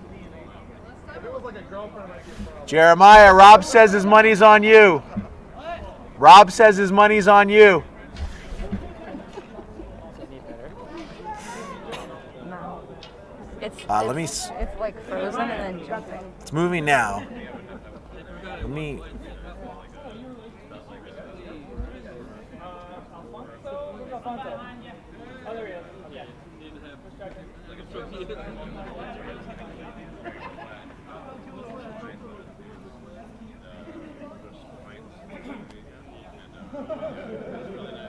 I mean, it's so cool to be in the ring like that. Like, it's just a must. Really awesome. Yeah, we just need to make sure that when we do it, the quality stays. Oh, he's out of. All right, and here we've got Jared. My bad. I tried to speed Jaren. Jaren. I keep saying Jared. Versus Jeremiah. Our fighter's getting ready to fight. 2 minutes are on the clock. Yeah, they're good. Okay. Our competitors have been checked. Make sure that they've got all their equipment. Jeremiah loses. You're B rank, bro. How do you see the calculated points? I don't know. He's here because if he gets beat, people can get higher rank. Just saying. Just saying. Keep that pack in order. All right, we're getting ready to get started. All right, we got red versus blue. Wow. Come on, babe. Where's Val? 2 minutes are on the clock. Fighters salute. 10 points? Yeah. Guys ready? Fight. And here we go. Jeremiah coming out, dancing around. Jared looking to go high, or at least showing that he's going high. Jeremiah looking to snipe the hand, and he got it right there. 2 points, clean hand to hand. Jeremiah landing 2 points. Just as a quick reminder, we are allowed to use pommel grips now. Referee reminding our athletes that now, because we're in the bracket round, you are allowed to use a pommel grip. So now the rules regarding grips and attacks are the normal Lightspeed rules. We did use slightly restricted rules in the pools because we had such a wide range of competitors. Looks like a simultaneous hit. Now, what's interesting about Jaren is he's going for Jeremiah's head almost exclusively, but he's not pommeling that grip. With his height, you know, I wouldn't be choking up on that grip as much as he is. It gives him an extra 6 inches. But it does give more control when you grip higher, so perhaps he's... Another clean shot to the hand. 2 points for Jeremiah. 4-0. Minute and a half left on the clock.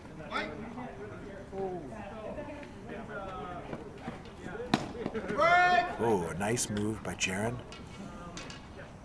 Jaren's trying to bolt there. Looks like our refs are unsure as to the order of the attacks. I was going to ask if you saw this guy. Jeremiah conceding the point. For Jeremiah, 1 point. 1 point awarded to Jaren. 4-1. Where's ready? Scores 4-1.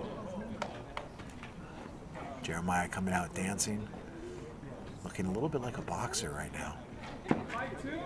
Waiting patiently. Coming in, looks like a strike to the shoulder landed for Jeremiah first. But let's see what the referee saw. Came in and landed to the shoulder. Referee saw the same thing. 2 points are going to be awarded to Jeremiah. 6-1. Head ref is calling that not in time, so they did see the secondary action, but are ruling that it was too late to impact the score. Jeremiah going for the... Oh no, the refs are seeing an indirect onto Jeremiah's hand. Kang, you're frozen over here.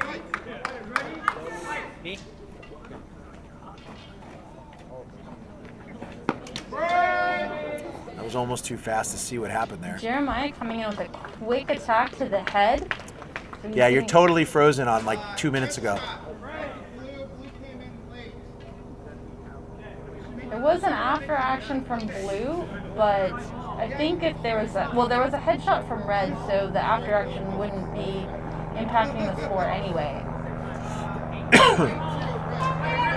8-2, Jeremiah's in the lead. Remember, this match is going to 10 or 2 minutes. Jeremiah's footwork has significantly improved in the last year. Yeah, although he did slip a bit on that exchange. Ironically. But we are fighting in a parking lot, although I'm sure that's quite apparent. So there are some areas that are a little bit slippery. Red came in just barely first by the secondary action. Blue. Ball still. Ready. Fight. 9-2. Come on, babe. Red. Fire's ready. Looks like we're going and seeing some of the action in the blue ring right now. Nope, not an up. 6-5. Yellow leads. Riders ready. Fight. 9-2. Looks like Jeremiah is scoring this final point. Let's go over to the other ring. Congratulations, Jeremiah, on the win there. Over here, we got a score of 7-6. 16 seconds left on the clock. Jeremiah will be moving on to the next round. Dude, that miss was so close. Oh my. Looks like the action there. The action is really close over in this fight. It's very small, but it was there. I've heard it more than I saw.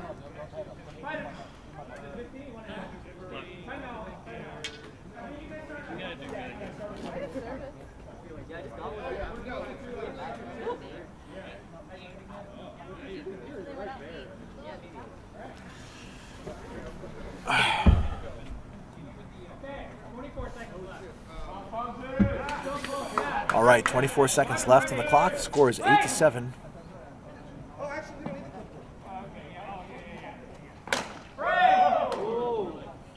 Looks like simultaneous hit. No points are going to be awarded there. Tony is saying that White was slightly faster, so 1 point is being awarded. We have an athlete going down a little bit. A little bit of pain there. 9-7, Yellow's in the lead.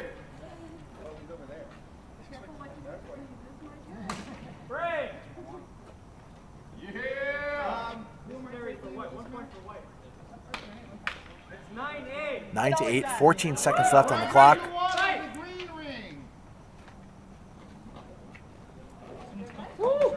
Oh! Nice pick up on the hand there. Match over here. Yellow takes the lead. Let's switch over to our other arena.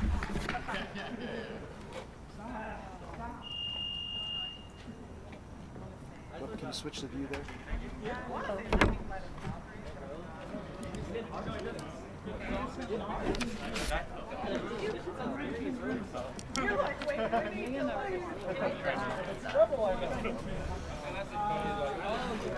Okay. An excellent first couple of matches there. Really fantastic. Still good, Kang. So we're experimenting with this new view. The fantastic thing is you really get to be inside the ring with the fighters. Get that close-up view. I wish I saw. I slipped out.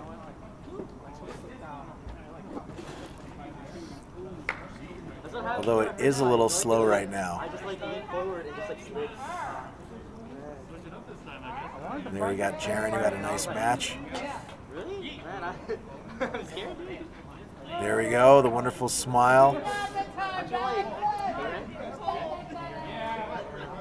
All right. We're getting our fighters ready here. It looks like we're going to have Joanna in the... Joanna's going to be in the... I don't know what color her saber is. And Joanna seems to be going up against... Did you see how he took me out? No. You should check the live stream. Derek, perhaps. The way Jose annihilated. Trisha's coming back with our brackets. Kevin's saying, I wonder if it's a distance thing. It seems to run smoother when he's closer to you. Yeah, it's. I'm not really sure what. I haven't been able to troubleshoot quite yet when it's working and why, and when it's smooth and when not. But. Got it, Karen.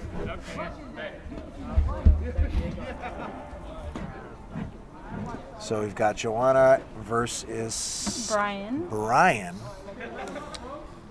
And then we will have Derek versus Jose in the blue ring. Derek versus Jose in the blue ring. It'd be nice to have a split screen.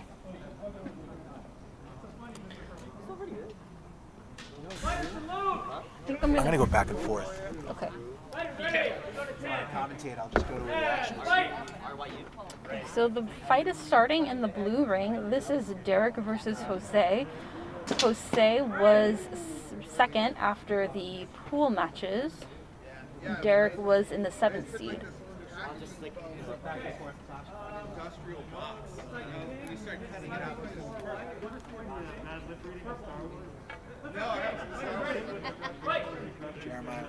It's like purple's getting first point in the match. Attempt of a defensive action with white, but refs look like they're conferring to see what the follow-up was.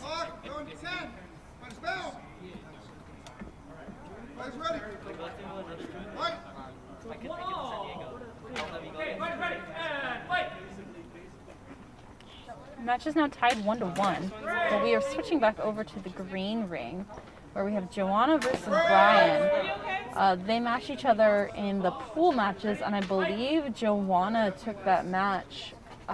So we'll see if Bryan learned from how the previous match went and adjust his strategy a bit.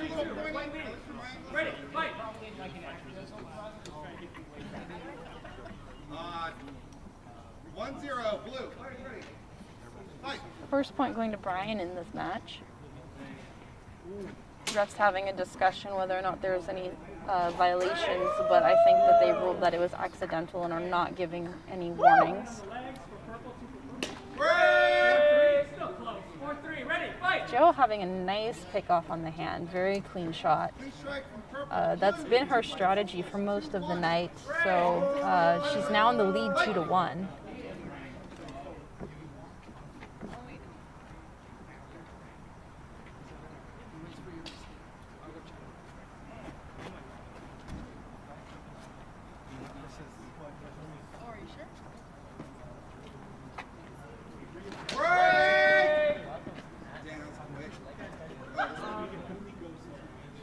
Refs deciding that Bryan got in just ahead of Joe there, so we're now tied 2-2 in the green ring.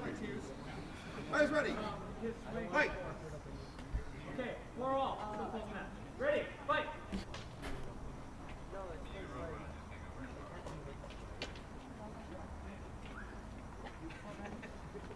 Bryan. I'm not legally allowed to answer. I'm just kidding. It's just a joke. It's just a joke. Either athlete engaging, or should I say they're engaged in the game of cat and mouse. Ready, fight. Joe going on the attack there, but the refs seem to be trying to determine the order of events. It looks like they have opposite calls.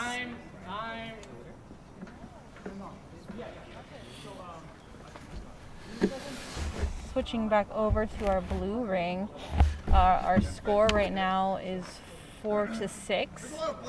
Jose in the lead. It looks like they had to reset the clock a bit on this match while the refs were conferring. Guys ready? 44 seconds, guys. Fight. Back to our green ring. Action is starting up again. Bryan is in the lead 3-2 with 36 seconds on the clock. I think this may be one of our lowest scoring matches of the night. Both fighters are being very strategic. Bryan really doesn't have a whole lot of incentive to engage Joe. She's very fast and he has the lead right now. Nice play by Bryan. He waited for Joe to go on the attack and then he picked off the bottom of her hilt. In this other match here, Purple just scoring a 2-point hit. Jose is up 8-7. There's 40 seconds left on the clock. 16 seconds.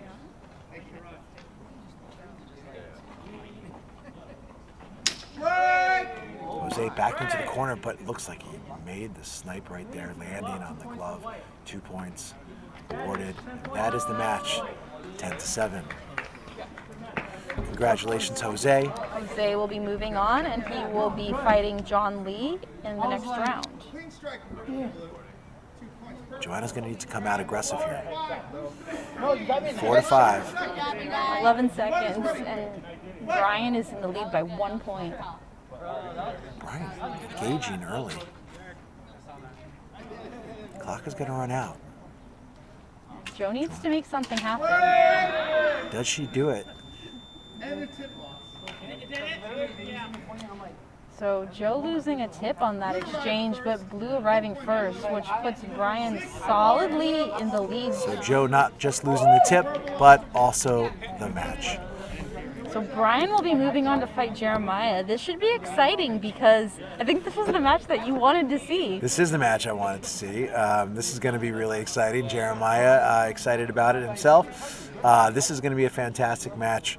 Yeah, their footwork and the way that they move, it should be really fun to watch. It should be really fun to watch. Looking forward to the next round.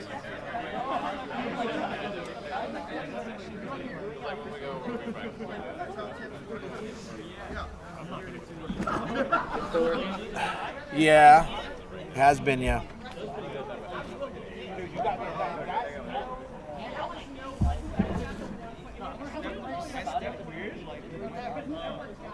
You got me a good shot.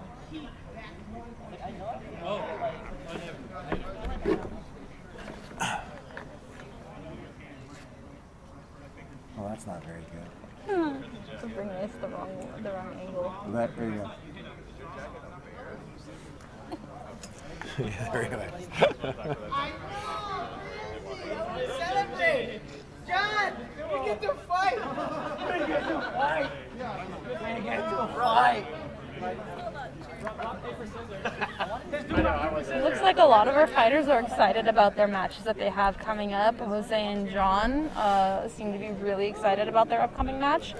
And as a spectator, I know that we're excited to see Bryan and Jeremiah.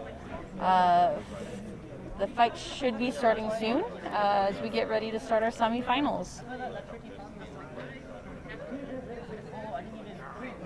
I didn't even know you could do that. I was just like...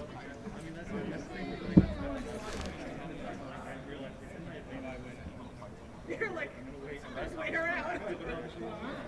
Yeah, I'm excited to see. What happens. We have 2 really exciting matches coming up. We got 4 excellent athletes remaining in the tournament, and I would say like it's not a surprise that these 4 are our last 4 athletes competing tonight. No, I think that I think that Joe had a particularly hard fight with Bryan, and I think he's well earned his way to the semifinals. Especially since he lost to her, I believe, in the pool matches. So he's had some time to assess what happened, strategize, and that worked well for him here. So it's exciting for a bit of an upset there, but I think it'll be a really exciting match between him and Jeremiah. Yeah, it should be really exciting. Clothing is considered.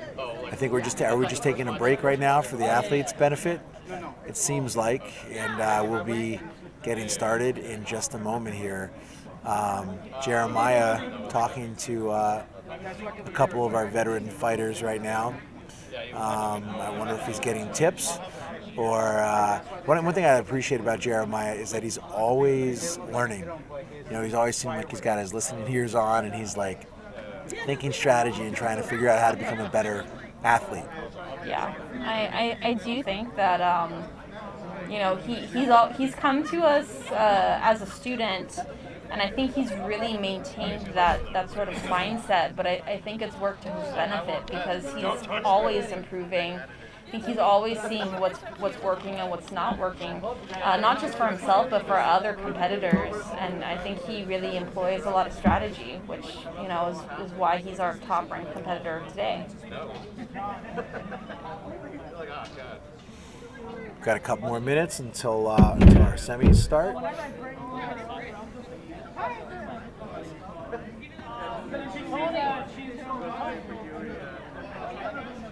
Tony.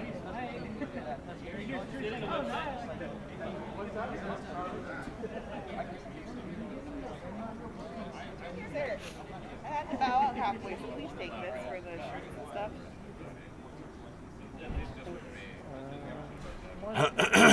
Huh?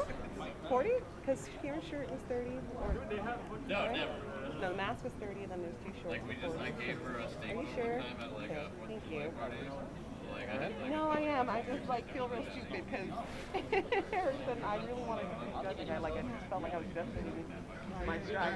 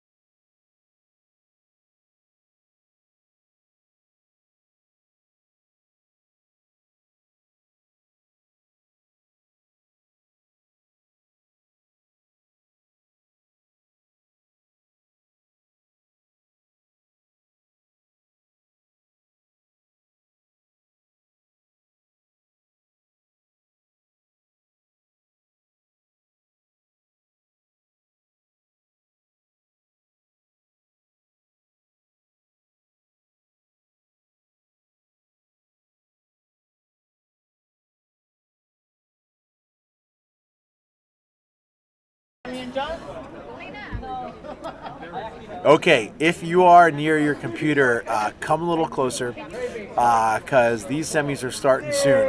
We've got John and Jose in the blue ring and Jeremiah versus Bryan in the green ring.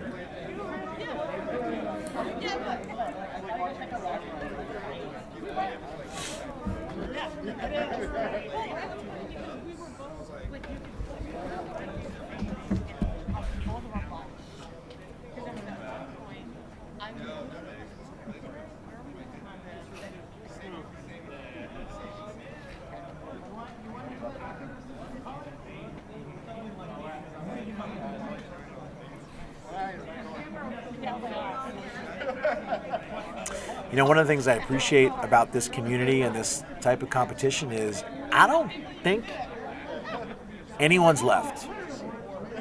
So you've got fighters who've lost, they're out, they're done. It's a Saturday night, they might have families at home, things to do, and they're still here. Definitely a unique thing that you don't see everywhere. Yeah, I think, a lot of fighters, even when they're out, they like to hang out and support their teammates, support their friends, see what's working so that they can strategize for the next competition. And, another thing, too, is, I think after the pandemic, everybody really appreciates being able to be here together. So I think that, that's definitely part of it too. Yep. Solid points. And here we go, guys. Here we go. Jeremiah in the red corner, Bryan in the blue corner. They salute. And get ready for some excellent footwork here. Fighters come out. Looks like they're feeling each other out right now. Jeremiah looking hungry. Jeremiah with some nice defense. Absolutely. With the defense and landing, looks like an indirect hit. Blade exchanges. Red comes in just above the emitter, which kind of slides down, then blue comes up to follow up. They're calling that as an indirect for Jeremiah. I think when he was completing his defensive action, his blade never really re-engaged for an attack, so not getting the defensive bonus, but clearly the skills are there. Jeremiah dancing around, a clean shot to the hand. Very beautiful by Jeremiah. Nice attack from Jeremiah. 2 points awarded to Jeremiah, 3-0, a minute 38 left on the clock.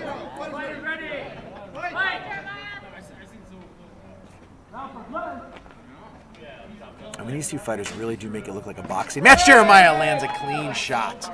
There was a secondary. It did come late. I don't think there was a secondary attack. I think Bryan was attempting to defend his head, but it was just so delayed.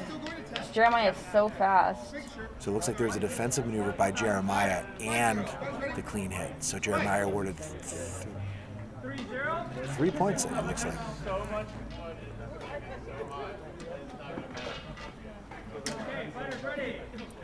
Nice blade work by Bryan. Nice hit. The second he switched and put two hands on that grip, Jeremiah made him pay. Yeah, Jeremiah is incredibly fast, and as soon as he sees an opening for the hand, he will take it. He's also very accurate. Yeah, and he sure took advantage of it there. 7-0 in favor of Jeremiah.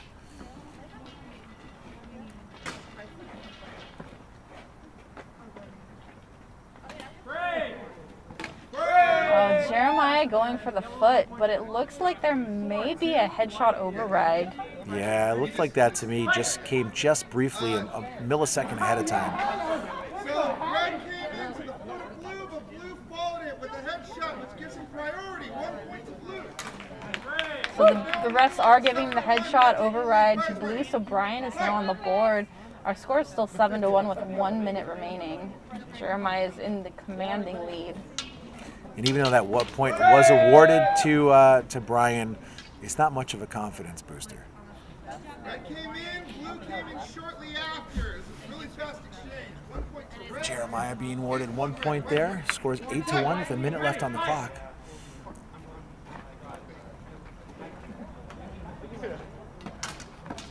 Nice blade work by Jeremiah. Oh! Bryan going into the hand. He's pulling one of Jeremiah's tricks against him. Yeah, looks like a shot to the hilt or the hand. To the hand, 2 points awarded to Bryan. He's still in this match. He's down by 5 with 48 seconds left. 48 seconds is plenty of time to catch up, especially if he's able to get any defensive bonuses.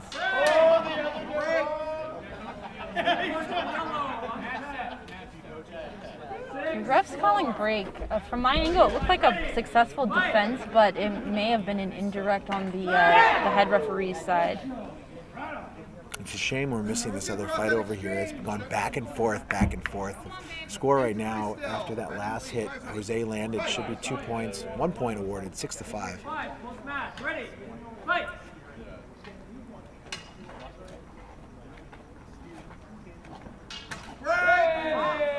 Bryan coming into the hands, so he's catching up a bit.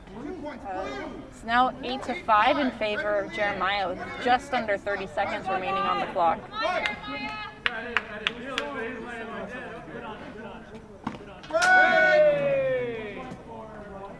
Jeremiah with a post defense, very nice. Came in for the attack. Bryan came in with a secondary action. Jeremiah defended that to make his clean escape. Defensive action. 3 points to red. Jeremiah takes that with a defensive action. 3 points being awarded. We're gonna switch our view over to the other ring now. John versus Jose. It's tied 6-6 with just 6 seconds remaining. So we're getting in for the final actions. Very exciting over in the blue ring. Okay, Kang over here. This has been a great match over here. Yeah, no, so I already had it in my head. My head goes, what's the symbol? A lot of close calls. And then I saw you jump up like Tony like a conferring with the secondary referee right now to see what happened there. I think they're just going to throw that one out there. That's tough to make a call like that. 6-6. There's 6 seconds left in the match. If you have to talk that long about what happened, you should probably just throw it out. Yeah. Especially since it is, it looks like they 1 are point giving was the awarded point.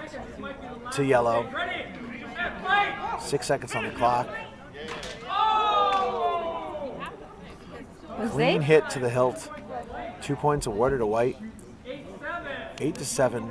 3 seconds remaining. Hold on, this is insane. Oh! 1 second! Wow. What just happened? Really massive simultaneous swings. The refs seem to be discussing if there was. I saw a hit to the foot. White. No. Tony's saying it was simultaneous.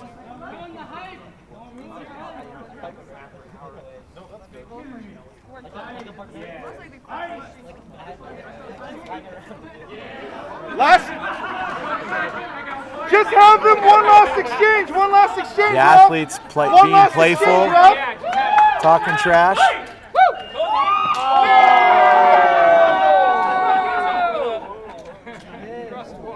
Oh no! Oh no! Jose raising his helmet in victory.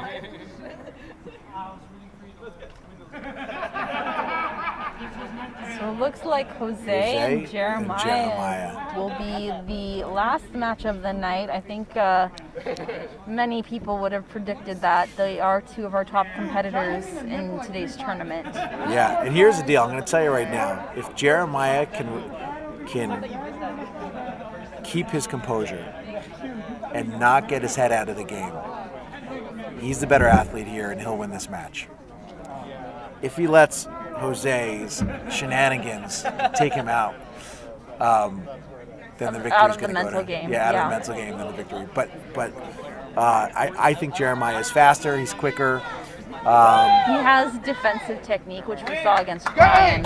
It's how he jumped ahead to win that match. Yeah, but if he plays Jose's game, and that's one of Jose's strengths, so we got to give him credit at that, right? Taking athletes out mentally is one of his strengths.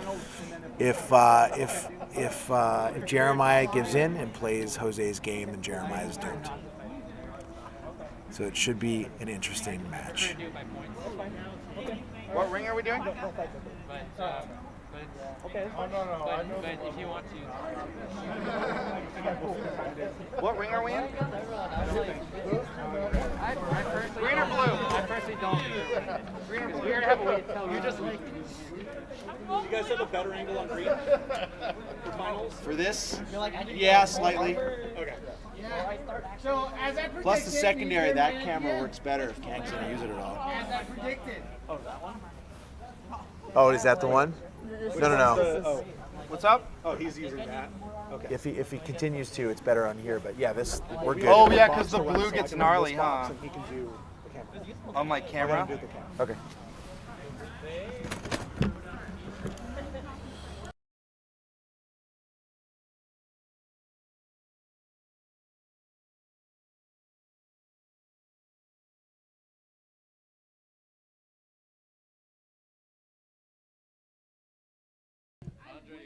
Dog nap. She's got dog nap? Oh, she's in a...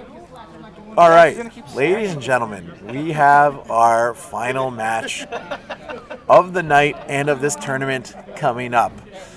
We have the young and humble Jeremiah versus his elder and less humble Jose. Both athletes have strength, have speed, and have a confidence in their own game. What do you anticipate is going to happen here? I mean, I think, we've seen Jeremiah's strategy work for him all night. He's been going for the hand. He's been using his footwork, and then when he needs to, he'll use his defensive blade work. And I really do think that, even if he doesn't get all of his defensive actions, if he can get one, that'll get him a lot of points really fast. Jose's matches have all been a lot more even-paced. He tends to try and go for, first hit rather than focusing on cleanliness. So I think, Jeremiah likes those clean points. He likes to get a lot of points very quickly. So I think if Jeremiah can keep his strategy going, I think that will work for him well here. Yep, absolutely. The fighters are getting in the ring right now. Jose is talking trash to Jeremiah already. You know what you could do is you could actually make a small window that could display this at the same time. How do I do that? So I already have it there actually, so if you give me a second. Oh, right here. Yes, so hold on, let me... that didn't work. Here, take this one. Okay, cool. Let me have a seat here.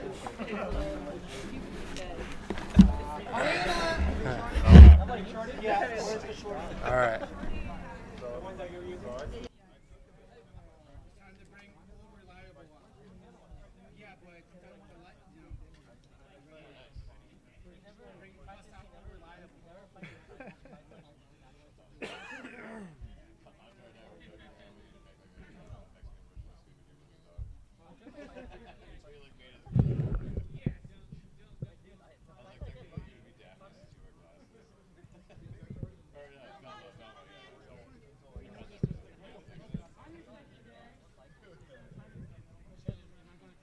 Honey, hit the M twice. So you can resize it if you want to.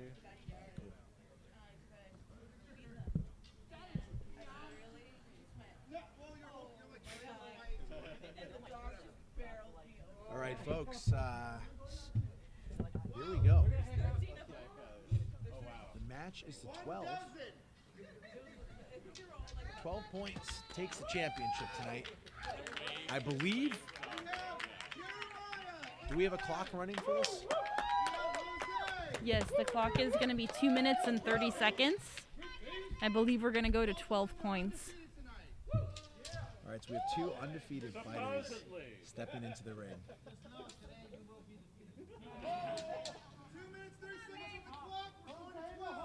Jose talking a lot of smack, not affecting Jeremiah at all. Jeremiah is going to come out and get a clean smack to the hand, is my guess. Jose is going to come out hard and aggressive and try to intimidate Jeremiah. Let's see what happens.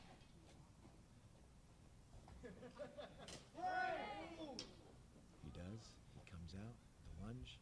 Looks like an indirect hit.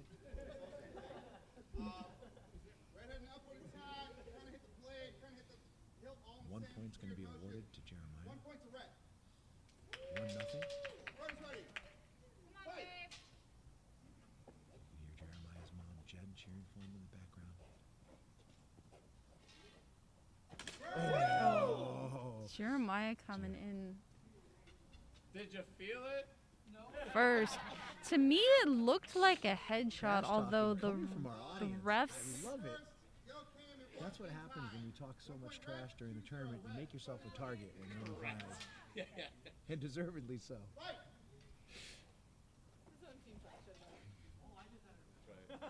This is part of his Oh.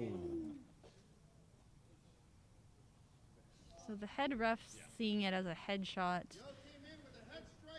That's 2 points. That'll be tying it up. 2-2. 2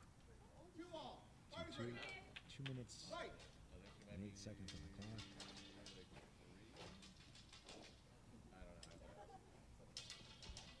Jeremiah telling Jose that his shenanigans aren't going to work with him. They come in, they both kind of lunge at the same time, simultaneous hits. Our referee's not awarding any points. 2-2. Minute and 43 seconds left on the clock.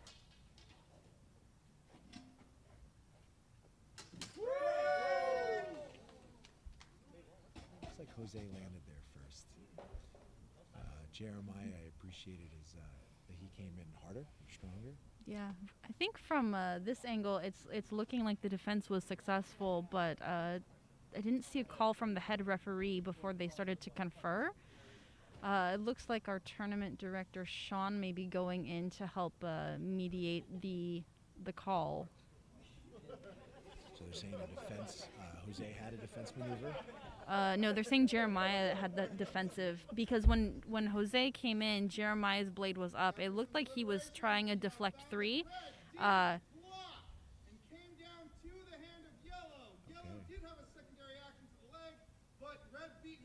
Interesting. Not what I saw at all. Okay. But it looks like there were enough people that saw the correct way. My eyes deceived me, and the score is 5-2. Jeremiah's in the lead. Yeah, I would agree with that call. I think Jeremiah's defense was effective. Ooh, that was a rough hit on Jeremiah. Very much hitting the point straight into his stomach. Both of you, please watch the tips of your blade. It's a little close. Just saying. You guys are good. Referee warning our athletes. 1 point to yellow. 1 point awarded to Jose. Scores 5-3. Still anybody's match. Looks like Jeremiah landed first. Yep. 6-3 in favor of Jeremiah. Jeremiah not shooken at all. If he can get another defensive action, then he could get quite the point advantage. But Jose's not really giving him a lot to work with. He's coming in very flat angles, very vertical a lot of the time as well. Ooh, Jose's not going to like that call. Simultaneous. It's like what you're saying. They both connected about the same time. You can tell when Jose anchors his saber. He's confident that he scored the point. He did there, though. There's not going to be any contest to that. Yep. Yellow came into the shoulder, red shortly behind, right on the bottom of the hand. 1 point yellow. Only 1 point awarded. 6-4. 6-4. Minute. 11 seconds left on the clock in this final tournament championship. You can see Jeremiah trying the defense and then not giving any ground, with the riposte, but it looks like the refs can't agree on whether or not there was an indirect call first, so they're throwing that point out. 6-4, 54 seconds left on the clock. Jeremiah showing a lot of poise. Jeremiah acting as though it looks like he thought he got the hit there. It's hard to tell. Those exchanges are so fast. Jeremiah was to the defensive maneuver. Looks like there might have been an indirect hit from Jose landing. Attempted a defense, but it was not perfect. 1 point yellow. Okay, 1 point awarded to Jose. So Jeremiah's defense failed on that action. Point this is a lot closer, 6-5 in favor of Jeremiah. Ooh, clean shot to the hand is what I heard. Landed by Jose. Looks like the refs are going to discuss the timing on that. It looked like there may have been an after action from Jeremiah, but the head ref calling it not in time. Yellow came into the hand of red. Red did not even start motion until after the contact. 2 points yellow. All right, so with that, Jose takes lead 7-6. This is the first time Jeremiah's been down in this match. Just look over at the clock. I think this might be the first time he's been down all night. We're going to throw that one out. Each referee saw an indirect hit to the other athlete.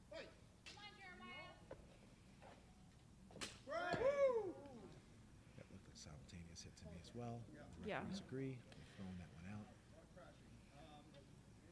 Looks like both athletes are getting a little bit frustrated, and so they're getting very aggressive. Yeah, if I was one of these athletes right now, I would come in hard as a fake at this point, because they're pretty much both repetitiously coming in together and lunging towards each other.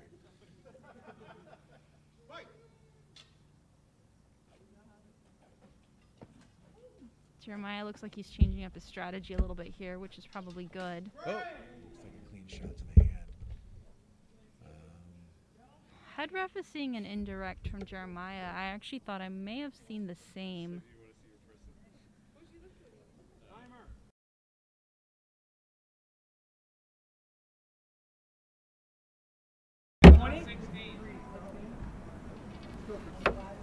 Six to 7 is the score right now. We don't know what the referees are going to come back with. Yeah, we're done with this. You're all right. You're all right. Let's close this off. Close it off. There's 8 seconds left on the clock.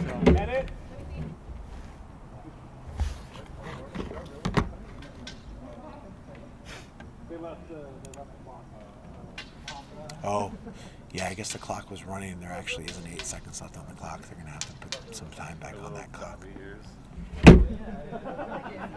She looks like Doc. So they're adjusting the clock. Right now, what's Harry We're not sure what the score is. I don't know what I'm talking about. Because they haven't come back. The referees haven't come back yet with that extra. All right, guys. All right, guys. So what are they going to call here?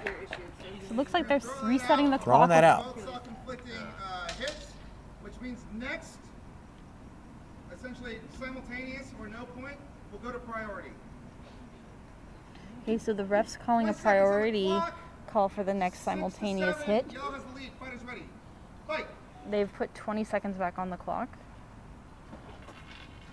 Jose in the lead by 1 point. Break.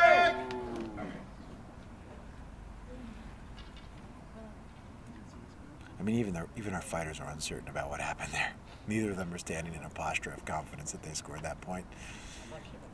A lot of conversation between the referees. It sounds like they both saw different things. Tell him to throw it. Yeah, Jeremiah has been attempting defense, but Jose's attack angles really haven't been giving him a lot to work with. So a lot of that ends up being messy indirect calls. So we're going to throw it out. So that one's thrown out also. That means we got a priority? Yeah. I don't know who has the priority. Honor points. I don't have the honor Oh, who has honor points? So what's happening right now is our athletes were warned the last match because there were too many simultaneous hits. So now they're going to priority. Priority is going to be given to the athlete, but I don't think it's more the most I think honor it's points. going to go to. It's tied. And I the know. honor points are I know. tied. Jeremiah got 2. So we're going to do a push-up competition to see who's going to get the points. Want to rock, paper, scissors, love? Love? Doesn't count. Fingers. Bro, what? Points, Jose. Oh, wait. So an interesting way to decide that point.